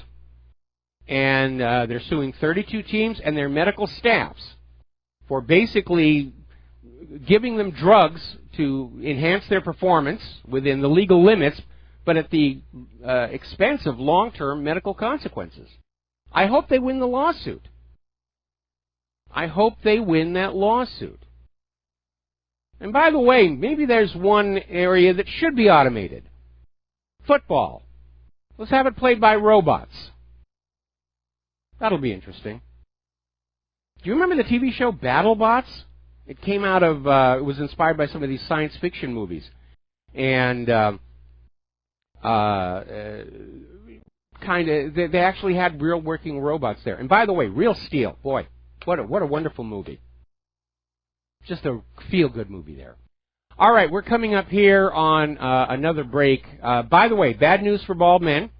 Hair loss drugs cause erectile dysfunction that lasts for years, and even Viagra can't turn that around. So you may have to make a choice. Fluffy up here or down there. It's up to you. We're going to take a break for commercials. We'll be right back. Aloha, America. Welcome back to our show. Coming up on the top of the hour, and the lovely Lady Claire for some clarification. Before we get back to the science and health news, one of the listeners just sent me in this other story. Apparently in response to this feminist saying that girls should not be allowed to read any books written by men. So there's this other feminist writer, Ebba Witt-Brattstrom, over in Sweden, and she recently came in second in Sweden's Woman of the Year 2017, and she's now out there openly advocating getting rid of all men on Swedish television. There should be no men allowed working on or being on Swedish television. It should be all women all the time. She ought to be over on Fox News, where, you know, blonde in tight-fitting clothes is sort of the standard image over there. But, you know, you don't cure discrimination by discriminating. You don't cure racism by being racist in reverse. And at this point, the feminists, politically correct liberals have reached a point where they're having to get more and more extreme in their statements just to get the media attention, to try and stay relevant. But at the same time, the more extreme they get, the more irrelevant they seem. Anybody understands that literature is literature regardless of the gender of the person who wrote it, and there is much out there that women should be exposed to. Boy, do you remember back when women were not allowed to read these books? And they screaming, oh, the suffragettes were out there saying women should have access to these books. And now women have access to these books, and the feminists are saying, no, women shouldn't read these books written by these men. There's no pleasing these people, is there? No way of making them happy. I wish they would shut up and just go away. Alrighty, apparently over in Minnesota, their schools are now starting to quietly ban unvaccinated children from classrooms. Because, after all, we have to all loyally support our big pharmaceutical corporations by pumping our kids full of all these drugs. Now, there's a doctor out there, Paul Offit, who literally came on out, this is in Natural News, came on out and said you can safely administer 10,000 vaccines to infants at one time and it couldn't possibly hurt them. it's going to puff them up a lot. 10,000 vaccines, go, and then they'll explode. I'm sure the vaccines themselves are going to be safe. I'm really not sure about the kid. And the fact that this Dr. Offit holds his own patent for the Rototec vaccine should not be construed to imply that he may have a bias. But I'll be a lot more convinced by him if he allows himself to have 10,000 vaccines pumped into him all at one moment. And if he emerges from that completely unscathed, then maybe. Now, not too long ago, Natural News issued a report on vaccine contents that included the claim monkey kidney cells are being injected into humans through vaccines, and of course the corporate media went ballistic saying, this is nonsense, Natural News is fake news, couldn't possibly ever happen. The CDC just came on out and confirmed everything that Natural News said is 100% correct. They're pumping African green monkey kidney cells into you in vaccines, and the African green monkey was supposedly the origin of the AIDS virus. We'll be right back. And aloha America, welcome back to our show here, and for those of you watching on Bam Music TV, this gorgeous creature sitting beside me is the lovely Lady Claire. And Lady Claire, what's the first thing you have on your talking points? Well, the first thing I've got was something kind of amazing because I missed it first time around. And I want to thank the writers of an op-ed today in Fars News in English, which is an Iranian publication. But it taught me something that I didn't realize had happened. I kept wondering about the U.S. involvement with the Saudi war crimes in Yemen. And all of a sudden, it hit me like a mackerel. Let me tell you what happened. Right after the Saudis invaded, the U.S. military occupied an island called Socotra in 2015. Now, this little place is at the crossroads of the strategic naval waterways of the Red Sea and the Gulf of Aden. It's of crucial importance to the U.S. military. And many years ago, it was said that whoever attains maritime supremacy in the Indian Ocean would be a prominent player in the international scene. Well, guess what they're doing on this island?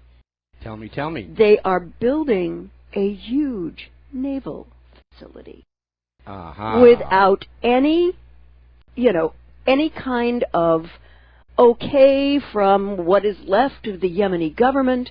They're just building this so that they can control the flashpoints of goods, oil, petroleum, and whatever in that crucial Indian Ocean area.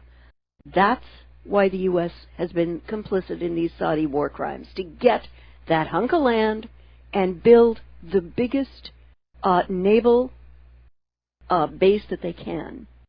And I would like to ask a request of our Rivero's Rangers. Go for it.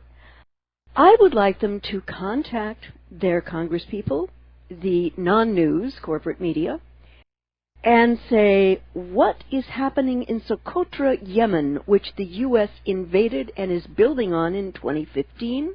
How much is this costing the American taxpayer to build this facility? And how large will this facility be? And when is it expected to be finished? I'm wondering if this is where part of that missing $6 trillion from the Pentagon went to. Mm-hmm. Yeah. That would make a lot of sense. Oh, yeah, definitely. But it just, and I do think that there is a lot of wisdom in reading the foreign press in English. Had I not stumbled onto the article about, and you talked about it earlier, the U.S. declaring and CENTCOM declaring a state of permanent war in Afghanistan, I wouldn't have seen it. But I'm very grateful to whoever wrote this English op-ed mentioning the U.S. military base on Socotra, land we have no moral claim to, just, we took it. It was there. We took it. It's ours by right of conquest. Yeah, And folks, people in the Middle East don't hate us because we're free. They hate us because of stunts like this. Yeah. And I'm pretty good at getting right on the point and seeing stuff when it happens. But realizing now that this has been going on since 2015, yeah, I want to find out more about that, and I think I'm going to be presenting it on the website in the next couple of days. Okay. And we have found out that the cause of Russian UN Ambassador Churkin's death will not be released. The New York City Medical Examiner's Office, citing diplomatic protocol, will not release the cause and manner of death for Russia's ambassador to the UN, who died suddenly last month after collapsing in his office. Well, those toxicology tests must have come back with something rather incriminating, because if it was natural causes, there wouldn't be a stink about this. No, and apparently Julie Bolter, the spokeswoman for the city's medical examiner, said today, that the city's law department told the office not to release any further information in order to comply with international law and protocol, and the U.S. State Department, of all agencies, asked the city in writing on February 24th not to reveal the autopsy results, because apparently Churkin's diplomatic immunity survives his death. That's like when the Supreme Court ruled that Vince Foster had a right to privacy even though he was dead. Yeah. I mean come on, guys. You might as well have a flashing neon light, yeah. assassinated. Yep. And I mean, look at some of these other Russian diplomats who have died, and they just come right out and immediately said, "Oh, it was obviously a heart attack." Yeah, right. Nobody said we can't talk about the heart attack because of his diplomatic immunity. Only in this one, as they said, well, diplomatic immunity, international law and protocol in bovine excrement, more bovine excrement, and you have no right to know if this guy was actually whacked on U.S. soil. Yeah. Next thing I'd like to talk about, you were talking about the Chinese being very nervous about the situation with U.S., South Korea, and North Korea. Well, it got a little worse today. China is warning of nuclear first strike in response to THAAD deployment. China is warning that it is reconsidering its policy not to use nuclear weapons against South Korea in response to the U.S. deploying the THAAD missile system and sending B-2 bombers to protect its ally. B-52. B-52. Yes. THAAD is being deployed to shield South Korea from North Korea ballistic missiles after several states by North Korea in recent months. Now, Beijing is furious because the system will also be capable of tracking missiles launched from China. It is a little bit of overkill for just the Koreas themselves, and it's definitely there to protect not just South Korea, which is in play with the impeachment of their president, but also to protect Japan while they try and project more power into the South China Sea. Right. And we're doing a huge military operation, the U.S. and South Korea, and they're going to have about 300,000 South Korean troops, 15,000 U.S. personnel. That's a lot of guys. I wonder if that's where they sent our big, giant floating radar. That's been gone for a while here. And they're talking about a 60-day exercise. They actually have enough people, enough weapons, and enough time to actually invade North Korea. And I can understand why North Korea's government would be very, very nervous about that. We need to do a quick shout-out to our on-air affiliates who are just now rejoining our network. And aloha. The network doesn't watch through the camera. Okay. It's the radio network. Yeah, right. I know. Okay. Our next guest, Marcel Marceau. But I am hoping that I'm sorry for our younger listeners who have no idea what I'm talking about. I hear you, dear. I would like to hope that there are some responsible adults in the room in both D.C. and Beijing who are quietly working to ramp the tensions down. Because, Michael, between this long series of exercises and with the South Korean president just impeached and thrown out of office, things are pretty chaotic out there. They are very chaotic, and I'm wondering how much of this is being initiated by Donald Trump, or if he's so busy with the alligators crawling out of the draining swamp to bite him on his rear end that he's just sort of going along with existing plans coming out of the Pentagon.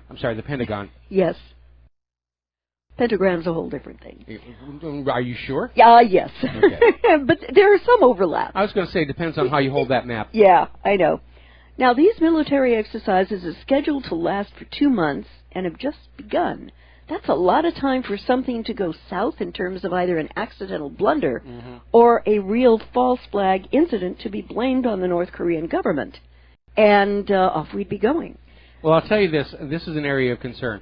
Our war hawk establishment, like John McCain, and certainly Israel, which is seeing their dreams of a U.S. destruction of Iran evaporating. I think we need to get back to that issue of a false flag, not just over there in the Western Pacific, but possibly in the U.S. It was only a few days ago where they were out there trying to claim that North Korea was going to attack us here in Hawaii, which would be a big drag. And that ridiculous story coming out of the Middle East Media Research Institute. Memory. Yeah, claiming that Russia was planting nuclear missile moles along our seacoast. Oh, right. In order to have a first strike with zero warning capability. And we know that there may be nuclear weapons untracked already within the United States of America. There are two issues. There was that strange circumstance of the Air Force bomber flight with nuclear weapons on the pylons involving Minot Air Base. And somewhere in that whole flying around nonsense, one of those nuclear weapons is still unaccounted for. And then we also have that still unexplained radioactive hotspot at the Israeli consulate in New York that has never been explained. Right. So I would be very, very careful. The next false flag is going to be really horrific because airplanes into skyscrapers, been there, done that. Yeah. We've been together for a month or two, haven't we? I think we have. Yeah. I think we have. What I would like to see in this circumstance to de-escalate and pull down the situation would be if U.S., Japan, South Korea, and China were to get North Korea back to the bargaining table and replace the current armistice with an actual peace treaty with North Korea, with the caveat being that in return for a legitimate peace treaty, North Korea would give up its nuclear weapons program. Of course, that would be logical. Well, the problem is that the United States does not want peace. In fact, North Korea and South Korea, only about 6 years ago, were actually talking about reunification the way Germany had. And then the U.S. got involved and got them back at each other's throats because ultimately the U.S. needs to have a state of war with China and Russia, maybe a Cold War, in order to block the ruble and the yuan from further displacing the U.S. dollar in global commerce. And that is really the agenda that is driving all of this rush to war. Yeah, but someone, and I would like to hope that someone listening to this show or reading the site who has President Trump ears will say, President, I don't think a hot war with either Russia or China is a really good idea right now. We don't have the weaponry, we don't have the troop strength, we don't have the manufacturing, and we don't have the money. I mean, the Russians and the Chinese spend a lot less, but they're getting a lot more bang for their buck. Well, their goal is to make working weapons. Yeah. You know, not necessarily to just make the defense contractors rich. In fact, one of the articles, I didn't mention in the radio show, but it's on the front of whatreallyhappened.com. Apparently, the French pilots who have been interacting with the Russian pilots over these various areas of conflict are actually saying the Russians are not our enemies, and they're openly admiring the resurgence of Russian aviation. Yeah. They're apparently saying, wow, I wish we had a bunch of those aircraft. It's like when Goering was talking about the invasion of Britain, and he was asking his commanders, you know, I'll get you anything you want for the Battle of Britain. What do you need? And they said, we need squadrons of Spitfires. Yeah. Yeah. Yeah. I'd like to go over to a new confirmation of this administration. Apparently, David Friedman, staunch Israeli settlement backer, has been approved by Senate panel as our envoy to Israel. I'll bet that vote was unanimous. Okay, Friedman confirmed by the Foreign Relations Committee on the force of the GOP majority and one Democratic vote. That was Menendez. Menendez was the sole Democrat to vote in favor of the nomination, thus providing it with a minimal level of bipartisan cover.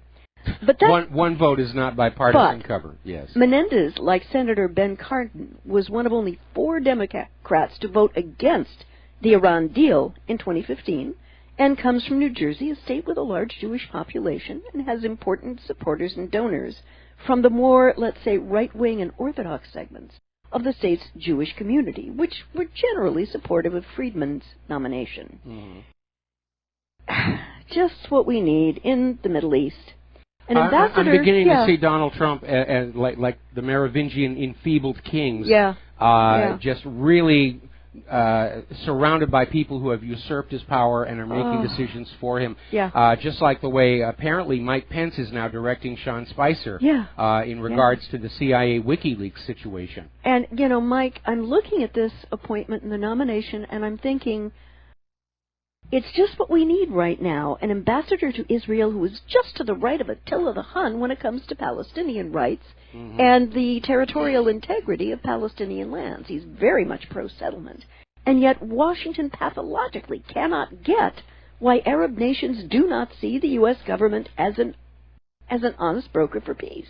Well, this goes all the way back to 9/11. Before 9/11, the United States was at least going through the motions of being neutral in this debate and an arbiter. But after 9/11, the U.S. just swung over and did whatever Israel wanted, Israel got.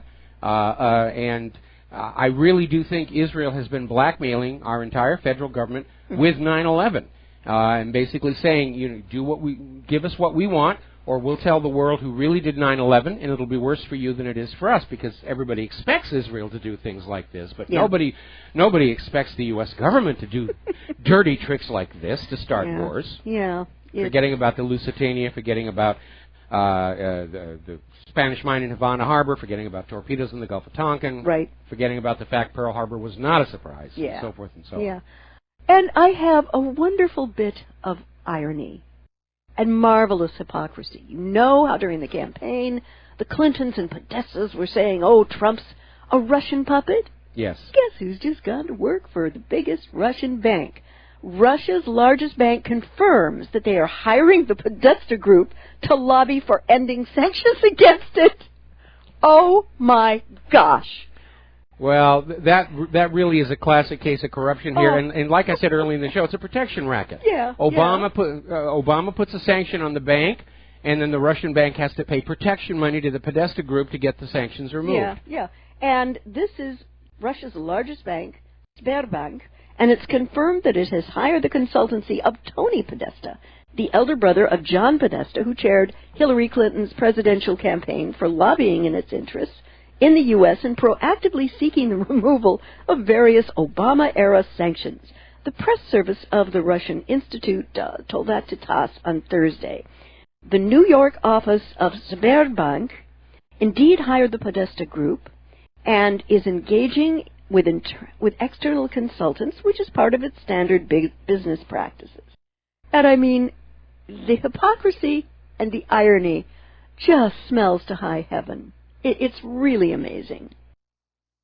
Okay. You know, I think the Clinton camp protested way too much, given this recent turn of events. I mean, that's hysterical. Well, again, when they were starting all of this nonsense, they were convinced Hillary Clinton was going to win, and they would have control over all the paper records, and they would have control over hiding the evidence. And again, the parallel goes back to Watergate itself, where Richard Nixon's committee to re-elect the president committed all these crimes.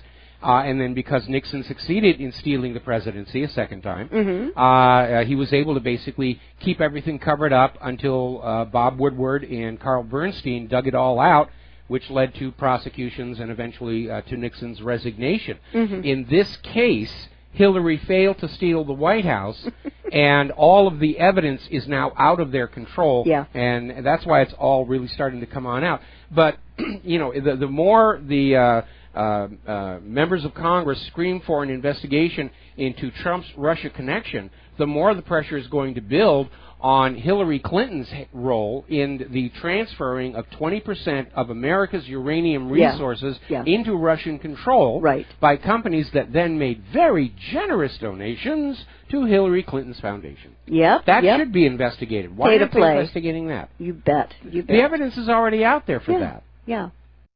It's amazing how these people operate, and they think people don't see the reality of what's going on. I mean, that just amazes me, Mike. Well, I think they're actually blinded by their own staffs, because the more layers of staff you have under you that are trying to hang on to their jobs and get promotions, middle management's always trying to tell the boss what the boss wants to hear. And you can actually get cut off from what's going on in the real world. And I think the reason the election last year was such a shock was because the political planners really were not in touch with what real, ordinary Americans were thinking and feeling. Mm-hmm. And they got caught completely by surprise. Yeah, absolutely. But it will be interesting to see how that goes in terms of how much money Sberbank is going to have to spend to get these sanctions released and removed. Well, it'll be about half of what the sanctions would have cost them. I think that's a fair price. Yeah, definitely. Protection money. Yeah. And the House has passed a $578 billion military spending bill. Ooh, more money for the bombs and bullets and butter and everything. We got to take a break for commercials here, and we'll be back after these few words. We're going to... Welcome back to the show, and actually don't call in. We're keeping the phone lines closed because of all the people who were calling in that wanted to talk about complete irrelevancies and take us off focus. So you were coming back to this story here about the new $578 billion military spending bill. Right. Frankly, I don't think we ought to give the Pentagon any more money until they fully explain what happened to that other $6 trillion that just disappeared, because that, to me, that's just lousy bookkeeping. And Trump, being a businessman, he ought to say, look, you've got $6 trillion sitting around there somewhere. Yeah. Just spend that and let us give some of the money back to the American people here. Yeah. But it really is a hideous waste of money, especially when you look at the poor quality weapons we're getting for all that money. Mm-hmm. And, of course, it sends a message to the rest of the world, because it doesn't matter what you say or what you actually do shows the world what you are. And if we're spending so much money on war, then we are a warrior nation. Mm-hmm. And no amount of talk and peace and holidays and everything are going to change that. Yeah. Now, the remainder of this fiscal year is what this essentially is for. The bill now moves on to the Senate, which again is expected to pass it easily. But the exact meaning of the figures is a little difficult, because Congress had already passed a military spending bill for fiscal year 2017 back in December, which was $611 billion. You know what this is? This is heading off the fact that we're going to have a debt ceiling crisis the middle of the month. Yep. So what they're doing is they're saying, here's the Pentagon, the war machine's money for the rest of the year, and when we hit the debt ceiling and shut down the government, all you ordinary American citizens, well, you're out of luck. Remember the last time they shut down the government? Remember what they shut down? The national parks, all the stuff we actually wanted, all the stuff all the stuff we actually pay taxes for, that was all shut down. All the stuff that we don't like the war machine and the spying on us and all the rest of it, that kept on running without interruption. And I do have a memo to President Trump and Congress. If this much money, and I mean, the zeros boggle my mind, if this much money is going to be spent on military, we need to spend it more wisely, particularly when it comes to America's weapon makers. The practice of delivering weapons which are obsolete upon delivery, which do not perform as advertised or have horrific cost overruns, cannot and should not be tolerated by either the government or we the people. Did you catch the story the other day where because they can't get the F-35's internal cannon to work, their solution is they've strapped another cannon onto the belly? Strapped it with what? Well, I mean, they're just bolting it on, but it's the idea it's another very heavy piece of equipment that shouldn't have to be there because they can't get the cannon that's inside the aircraft to actually work properly. But Mike, I'm no aviation person, but you are. Isn't that going to cause the plane to fly more slowly and cause it to use more fuel? Yes, that's exactly right. And it won't be as maneuverable because it's heavier. That's absolutely insane. Well, that's the pentagram for you. You've given it a new name, haven't you? Actually, that was sent in by one of the listeners, and I've just decided that's it. Okay. That's it. It's now the pentagram. Another little article from Blacklisted News. They have a lot of good, sober stuff that I like to link to. And the question is being asked, are central banks losing control? If you want a central banker to choke on his or her croissant, read them this quote from socio-historian Emanuel Wallerstein. Countries have lost the ability to control what happens to them in the ongoing life of the modern world system. Stated another way, Wallerstein is asking, what do central banks no longer control? Now, they still claim absolute control over their currency, interest rates, what's legal, outlawed in their financial system, and so on. But Wallerstein is suggesting that era has ended, and central banks are losing control of the value of their currency. Well, here's the point.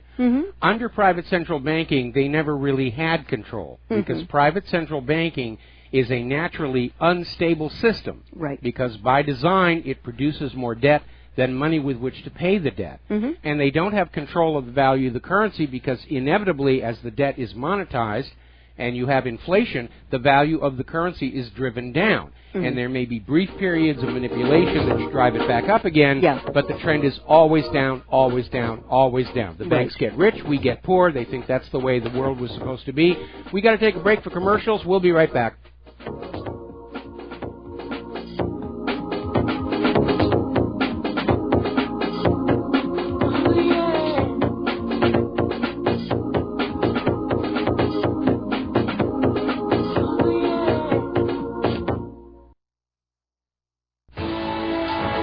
You are tuned in to the Republic Broadcasting Network. Visit our website by going to republicbroadcasting.org.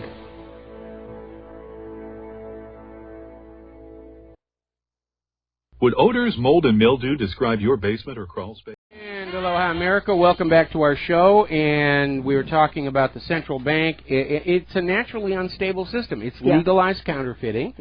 And the banks like to exert control, which they do, exploiting that sense of debt obligation by governments, nations, people. But it's all a fraud. It's all a scam. And that's why these private central banks, they're in an absolute tizzy over Arizona, getting ready to pass a law declaring gold and silver coinage to be legal tender. And they, like the globalists, like the intelligence community, are seeing their fingers start to slip from the throat of planet Earth, and they're in a panic. Yes. Yes. Definitely. Another article that I found very telling, and this came out of Zero Hedge. Again, it's a blog that I encourage people to look at. I don't always agree with their assessments 100%, but usually they're pretty close to being bang spot on. And this article was titled, "The Conflict Within the Deep State Just Broke into Open Warfare." This profound split in the deep state has now broken into warfare, and the first salvo was the absurd propaganda campaign led by the establishment mouthpieces, the New York Times and the Washington Compost. Correction, that's the New York Slimes and the Washington Compost. I'm sorry, I'll get it right. Claiming that Russian agents had hacked the U.S. election to favor Trump. This fact-free propaganda campaign failed, having no evidence, didn't work quite as well as the NYT and WAPO expected, and so the propaganda machine launched the second salvo, accusing Trump of being a Russian patsy. The evidence for this claim was equally laughable, and that campaign has only made the establishment, its propaganda mouthpieces, and the neocon deep state look desperate and foolish on the global and domestic stages. They're cornered animals, and cornered animals are definitely the most dangerous here. And the reason this is heading us into a crisis is because all ruling parties will have faction fights. I don't know if you're as big a fan of Game of Thrones as I am, but that sort of thing really does go on. Even British history, the rise of Richard III and so forth, that stuff is always going on. But these ruling parties have to maintain a public face that all is going well, everything is functioning smoothly, the rulers are doing what the rulers are supposed to be doing, or at least what the people are hoping that they're doing, in order to keep the populations calm and busy at their work, paying taxes and breeding more soldiers and workers and so forth. And being distracted. And being distracted. When the faction fights break into the open, the message that the people start to get is something's broken. The government is at war with itself. It's not functioning, and it's certainly not functioning to take care of me and my family. And again, this was a symptom that we saw in the former Soviet Union just before it all came apart, where we began to see these various factions within the Politburo in open public conflict with each other. and that just absolutely destroyed whatever confidence the Soviet citizens had in their system of government. Yeah. And you know, sweetie, I was not terribly surprised by WikiLeaks' Vault 7 dump. I wasn't either. The reason I say this is CIA, U.S. Deep State are not here to protect you and me, the average working people. They're there to protect the moneyed interests and invest time and energy in that which brings them the necessary cash for their off-the-shelf operations over which Congress has utterly no oversight. All right, well, I want to go back on that because CIA, I don't think, sees its job as protecting the moneyed interests. CIA definitely works with the moneyed interests. Well, there you go. But CIA, as Harry Truman himself pointed out in his own biography, CIA has become a law unto itself, and CIA's leadership tend to assume they know what's best for the nation and the world as an excuse to do what's in their own best interest to do. Yeah. And they have engaged in horrific criminality. They definitely lied to President John F. Kennedy to get that invasion of the Bay of Pigs. Right. And their motivation was simply one of spite and revenge for Castro's having kicked them and their puppet rulers out of Cuba. And they wanted to do a getcha and get back in, and it blew up in their face. And it was a huge embarrassment. Yep. And that's really what it was. And it's rather troubling to see people with this much unaccountable power behaving with some very, very childish motives. Yeah. And again, the lack of congressional oversight is twofold. One is the fact that CIA will lie to Congress. NSA will lie to Congress. Clapper lied under oath to Congress when he said the NSA was not monitoring mass surveillance of the American citizens, and then we found out that's exactly what they have been doing. Right. The other part of it, of course, is that CIA engages in criminal activities to generate streams of revenue which make it immune from any kind of investigation by Congress. Congress doesn't know all that's going on. Neither does the President. No. And it's funded, and again, going back to Arkansas in the mid-1980s, and that operation where the CIA was manufacturing untraceable military weapons and sending them to Nicaragua to aid the Contras against the Sandinistas, and because it was illegal under U.S. law, they were funding it by literally smuggling tons of cocaine back into the United States of America and selling it to your children. And then Governor Bill Clinton was in charge of security inside Arkansas, making sure the state drug investigators never got anywhere near that airport at Mena, Arkansas, that was the hub for a lot of this activity, and providing a money laundering system that came from these land flip deals, SNLs, and all the payments after being laundered were paid out through the Arkansas Development Finance Authority, which was written by Webb Hubbell and signed into law by Governor Bill Clinton. Right. And the Bushes and the Clintons' political fortunes exploded from this drug and gun running that was sanctioned by the Central Intelligence Agency. And by the way, if our readers and listeners are kind of scratching your heads about why the U.S. and NATO are still in Afghanistan nearly 16 years on, when the logical course of action would be to withdraw troops as quickly as would be safe. Opium! Then negotiating Tons of opium! with whatever government was left standing in Kabul. There you go. I mean, you have images. Those gosh darn Taliban had shut down the opium trade. What are the American drug lords supposed to do? Yeah, you know. We do have drug lords in America. I know Hollywood is always going to portray drug lords as sweaty South American men and women. But that's only partly true. We have American drug lords, and they walk among us. Yeah, and actually, they ride limousines. They would never actually be on the streets. No, us.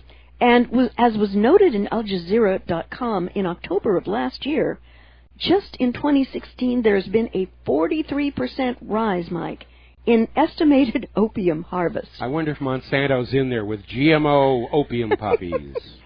And a 91% decrease in eradication. Folks, this is no accident. It's no coincidence.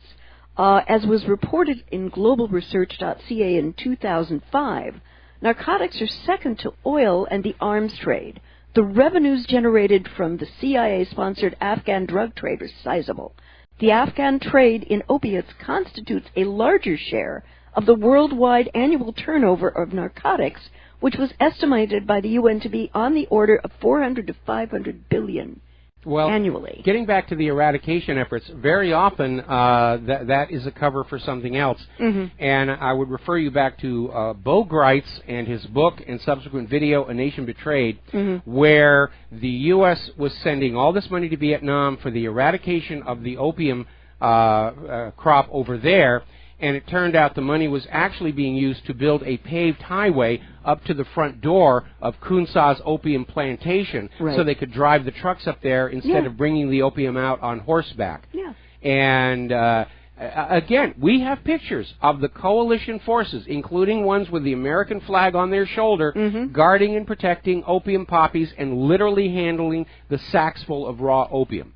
And guys, these are real images. They've not been photoshopped. They've not been made out of thin air. If you go to the top of whatreallyhappened.com, in that little gray box just under the top banner where there's a bunch of permanently linked stories, look for the one that says Opium and Afghanistan. It's all in there. The biggest drug smuggler in the country is the country. So the CIA is not here to protect our freedoms or liberties in the much vaunted American way of life. It exists to support the deep state's agenda, most generally tied in with wars, assassination, and drug regime smuggling. change. Yeah. Now, where does the CIA recruit their top officials? From the Skull and Bones fraternity at Yale University. By the way, that's also in that movie, The Good Shepherd. The Good Shepherd. Most people don't know this, but the Skull and Bones fraternity, its official name is the Russell Trust. And the Skull and Bones fraternity was founded by the Russell family on money they earned in the opium trade. That whole Skull and Bones fraternity is a product of opium trading. And small wonder, if Skull and Bones is providing the top leadership for government and the intelligence agencies, that they would turn back to opium trafficking as a way of generating revenues for other nefarious activities. It really does make sense when you step back, take off your red, white, and blue tinted glasses and look at what's really going on. Absolutely. Another related article, again from Blacklisted News, Spies Tell Lies, Spying is Lying. And the author of it has highlighted items from the latest WikiLeaks data dump of CIA files. For example, the CIA's use of other nations' hacking tools in order to give the impression that when the CIA hacks into secret areas, it looks like other nations were doing the hacking. Primarily Russia and China. That has come on out. Those are the two favorite countries the CIA love to frame when they break into other people's computers. And make them appear to be the baddies when they're not at all. And this is standard operating procedure for the CIA and intelligence agencies around the world. Spies tell lies. A day without lying is a day without joy for these folks. Smirch spionum. Naive people are shocked that the CIA could have fabricated the whole Russia hacked the U.S. election story. No. But this is what the CIA does. This is another day at the office. Are you telling me that Harrison Ford at the CIA is lying to us, that Tom Clancy was painting a completely fraudulent propaganda image of the wonderfully swell, sweet-smelling people over at the Central Intelligence Agency? I am shocked. I am truly shocked. I cannot tell you. And, you know, it's got... Boy, I don't even know what to believe in anymore if it wasn't for my lucky astrology mood watch with the Elvis glow-in-the-dark band. Right. You know, and as someone who is approaching 68 in a couple of months, at this point in my life, I can't believe anything the government says. I understand that everything that comes out of this government is engineered to support an agenda, one usually closely tied with either wars, overt and covert, regime change, to change the leadership of a foreign government that's not to its liking.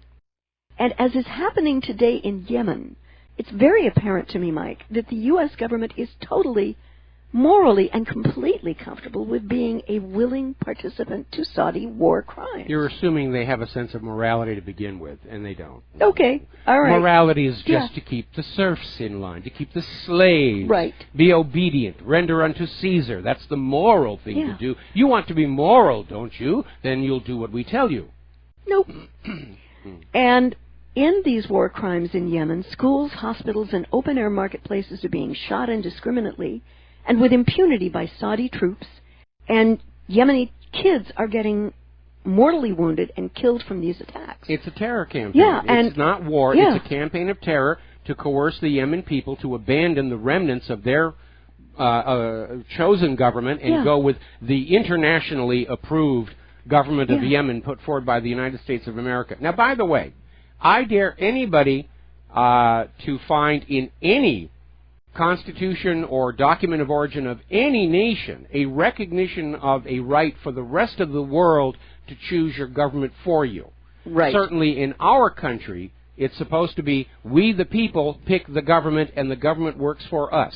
There's nothing in the Constitution that says Great Britain has any way of saying, who our government's going to be. Of course, they're always trying to do that. Certainly Israel's messing with our government. But there is no inherent right here. It is a crime, period, end of discussion.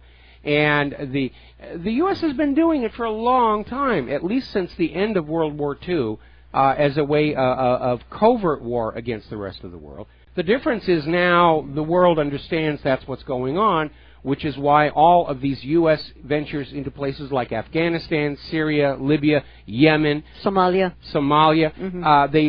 they've bogged down. They're in a quagmire because the people of these countries understand these are not organic, grassroots, revolutionary movements. They are outside agent provocateurs trying to cheat them out of their national sovereignty and render them subservient to the coming global order. And there's one thing I would like to politely remind President Trump about. Collective punishment is a war crime. It absolutely is. Mr. President, I'm very uncomfortable about how comfortable you were in signing off for more weapons to Saudi Arabia and Bahrain, which is one of the most suppressive of its own people governments in the Middle East. Well, getting on back to Yemen, in terms of the actual strategy behind it all, what Saudi Arabia is doing to Yemen is exactly what the Nazis were doing to Great Britain with their V-1 buzz bomb, the world's first cruise missile. Shock and awe. And their V-2 ballistic missile, which was the first man-made object to go into space. They were just killing people at random there in Britain to try and get the British people to stand up to Churchill and say, capitulate to the Nazis. It didn't work back then. It only hardened the resolve of the British people to stand firm. And so, to nobody's surprise, all of this U.S. drone striking and backing Saudi Arabia and Yemen, it isn't working because it's hardening the resolve of those people to resist the imperial American aggression. And as a result, again, this is why all these nations around the world hate us. They don't hate us for our freedoms, Mr. Bush. They hate us because they're just going around their lives trying to take care of their families, minding their own business, and all of a sudden there's a horrendous explosion in the marketplace, and people they've known all their lives are lying in bloody shreds at their feet, and the shrapnel is all stamped made in the USA. Yeah. And the other thing that's happening in Yemen, the lucky ones, the lucky children who survive, are being starved to death because the Saudi government has closed down the Yemeni ports. It's a blockade. Food can't get in. And today I posted, and I continue to post, and they're very horrific and they're very disturbing images. But I think we, the people, need to have a conversation about, is this who we really are? Is this who we want to be as human beings? Well, I don't think anybody wants to be. I think the big problem is that Americans don't want to be reminded this is what's going on in their name with their money. But you do need to look at those pictures. Yeah. And not just of Yemen, of all the people killed, crippled, starving to death around the world, and realize this is your tax dollars at work. And are you okay with that or not? We got to take a break to commercial. Back with the last segment of our program after these few words. And aloha, America. Welcome back to our show. Last segment of our program on this Pauhana Friday. And Claire, you've got one more thing you wanted to share with us. Yes, I do. Today is Edward Bernay's birthday. Happy birthday to you. You're right. Happy birthday to and you. Here is Get how plastered, you bastard. Happy birthday to you. Here is how his propaganda still controls you. In the early part of the 20th century, there was growing discontent among the general public who had finally become tired of being treated like a second-class citizen.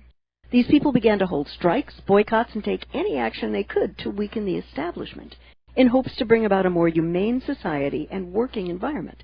Now, this was bad news for those in control because they needed the cooperation of the average person to build their empires and fill the ranks in their armies. And accept a lowered minimum wage. Yeah. We're going through all this same stuff all over again. And the government and corporations needed a more respectable image. And that need gave rise to the public relations movement. Otherwise known as lying for bucks. Yeah. There were many minds that made this movement possible, but the field itself is most typically associated with a guy by the name of Edward Bernays. Bernays is known as the father of public relations, not because he was the first or only person to study propaganda, but rather was the person to explain its practical use in a published work. And this is why the alleged educational standards in Common Core do not teach critical thinking. They want people to stay as far away from the facts as humanly possible in order to create a hive mind in which one does not think, but follows its leadership blindly, no matter how completely wrong that leadership may be in their perceptions and actions. Well, all deliberate. over the corporate media, we're hearing this new phrase that we live in a post-truth culture. In other words, facts aren't supposed to be important anymore.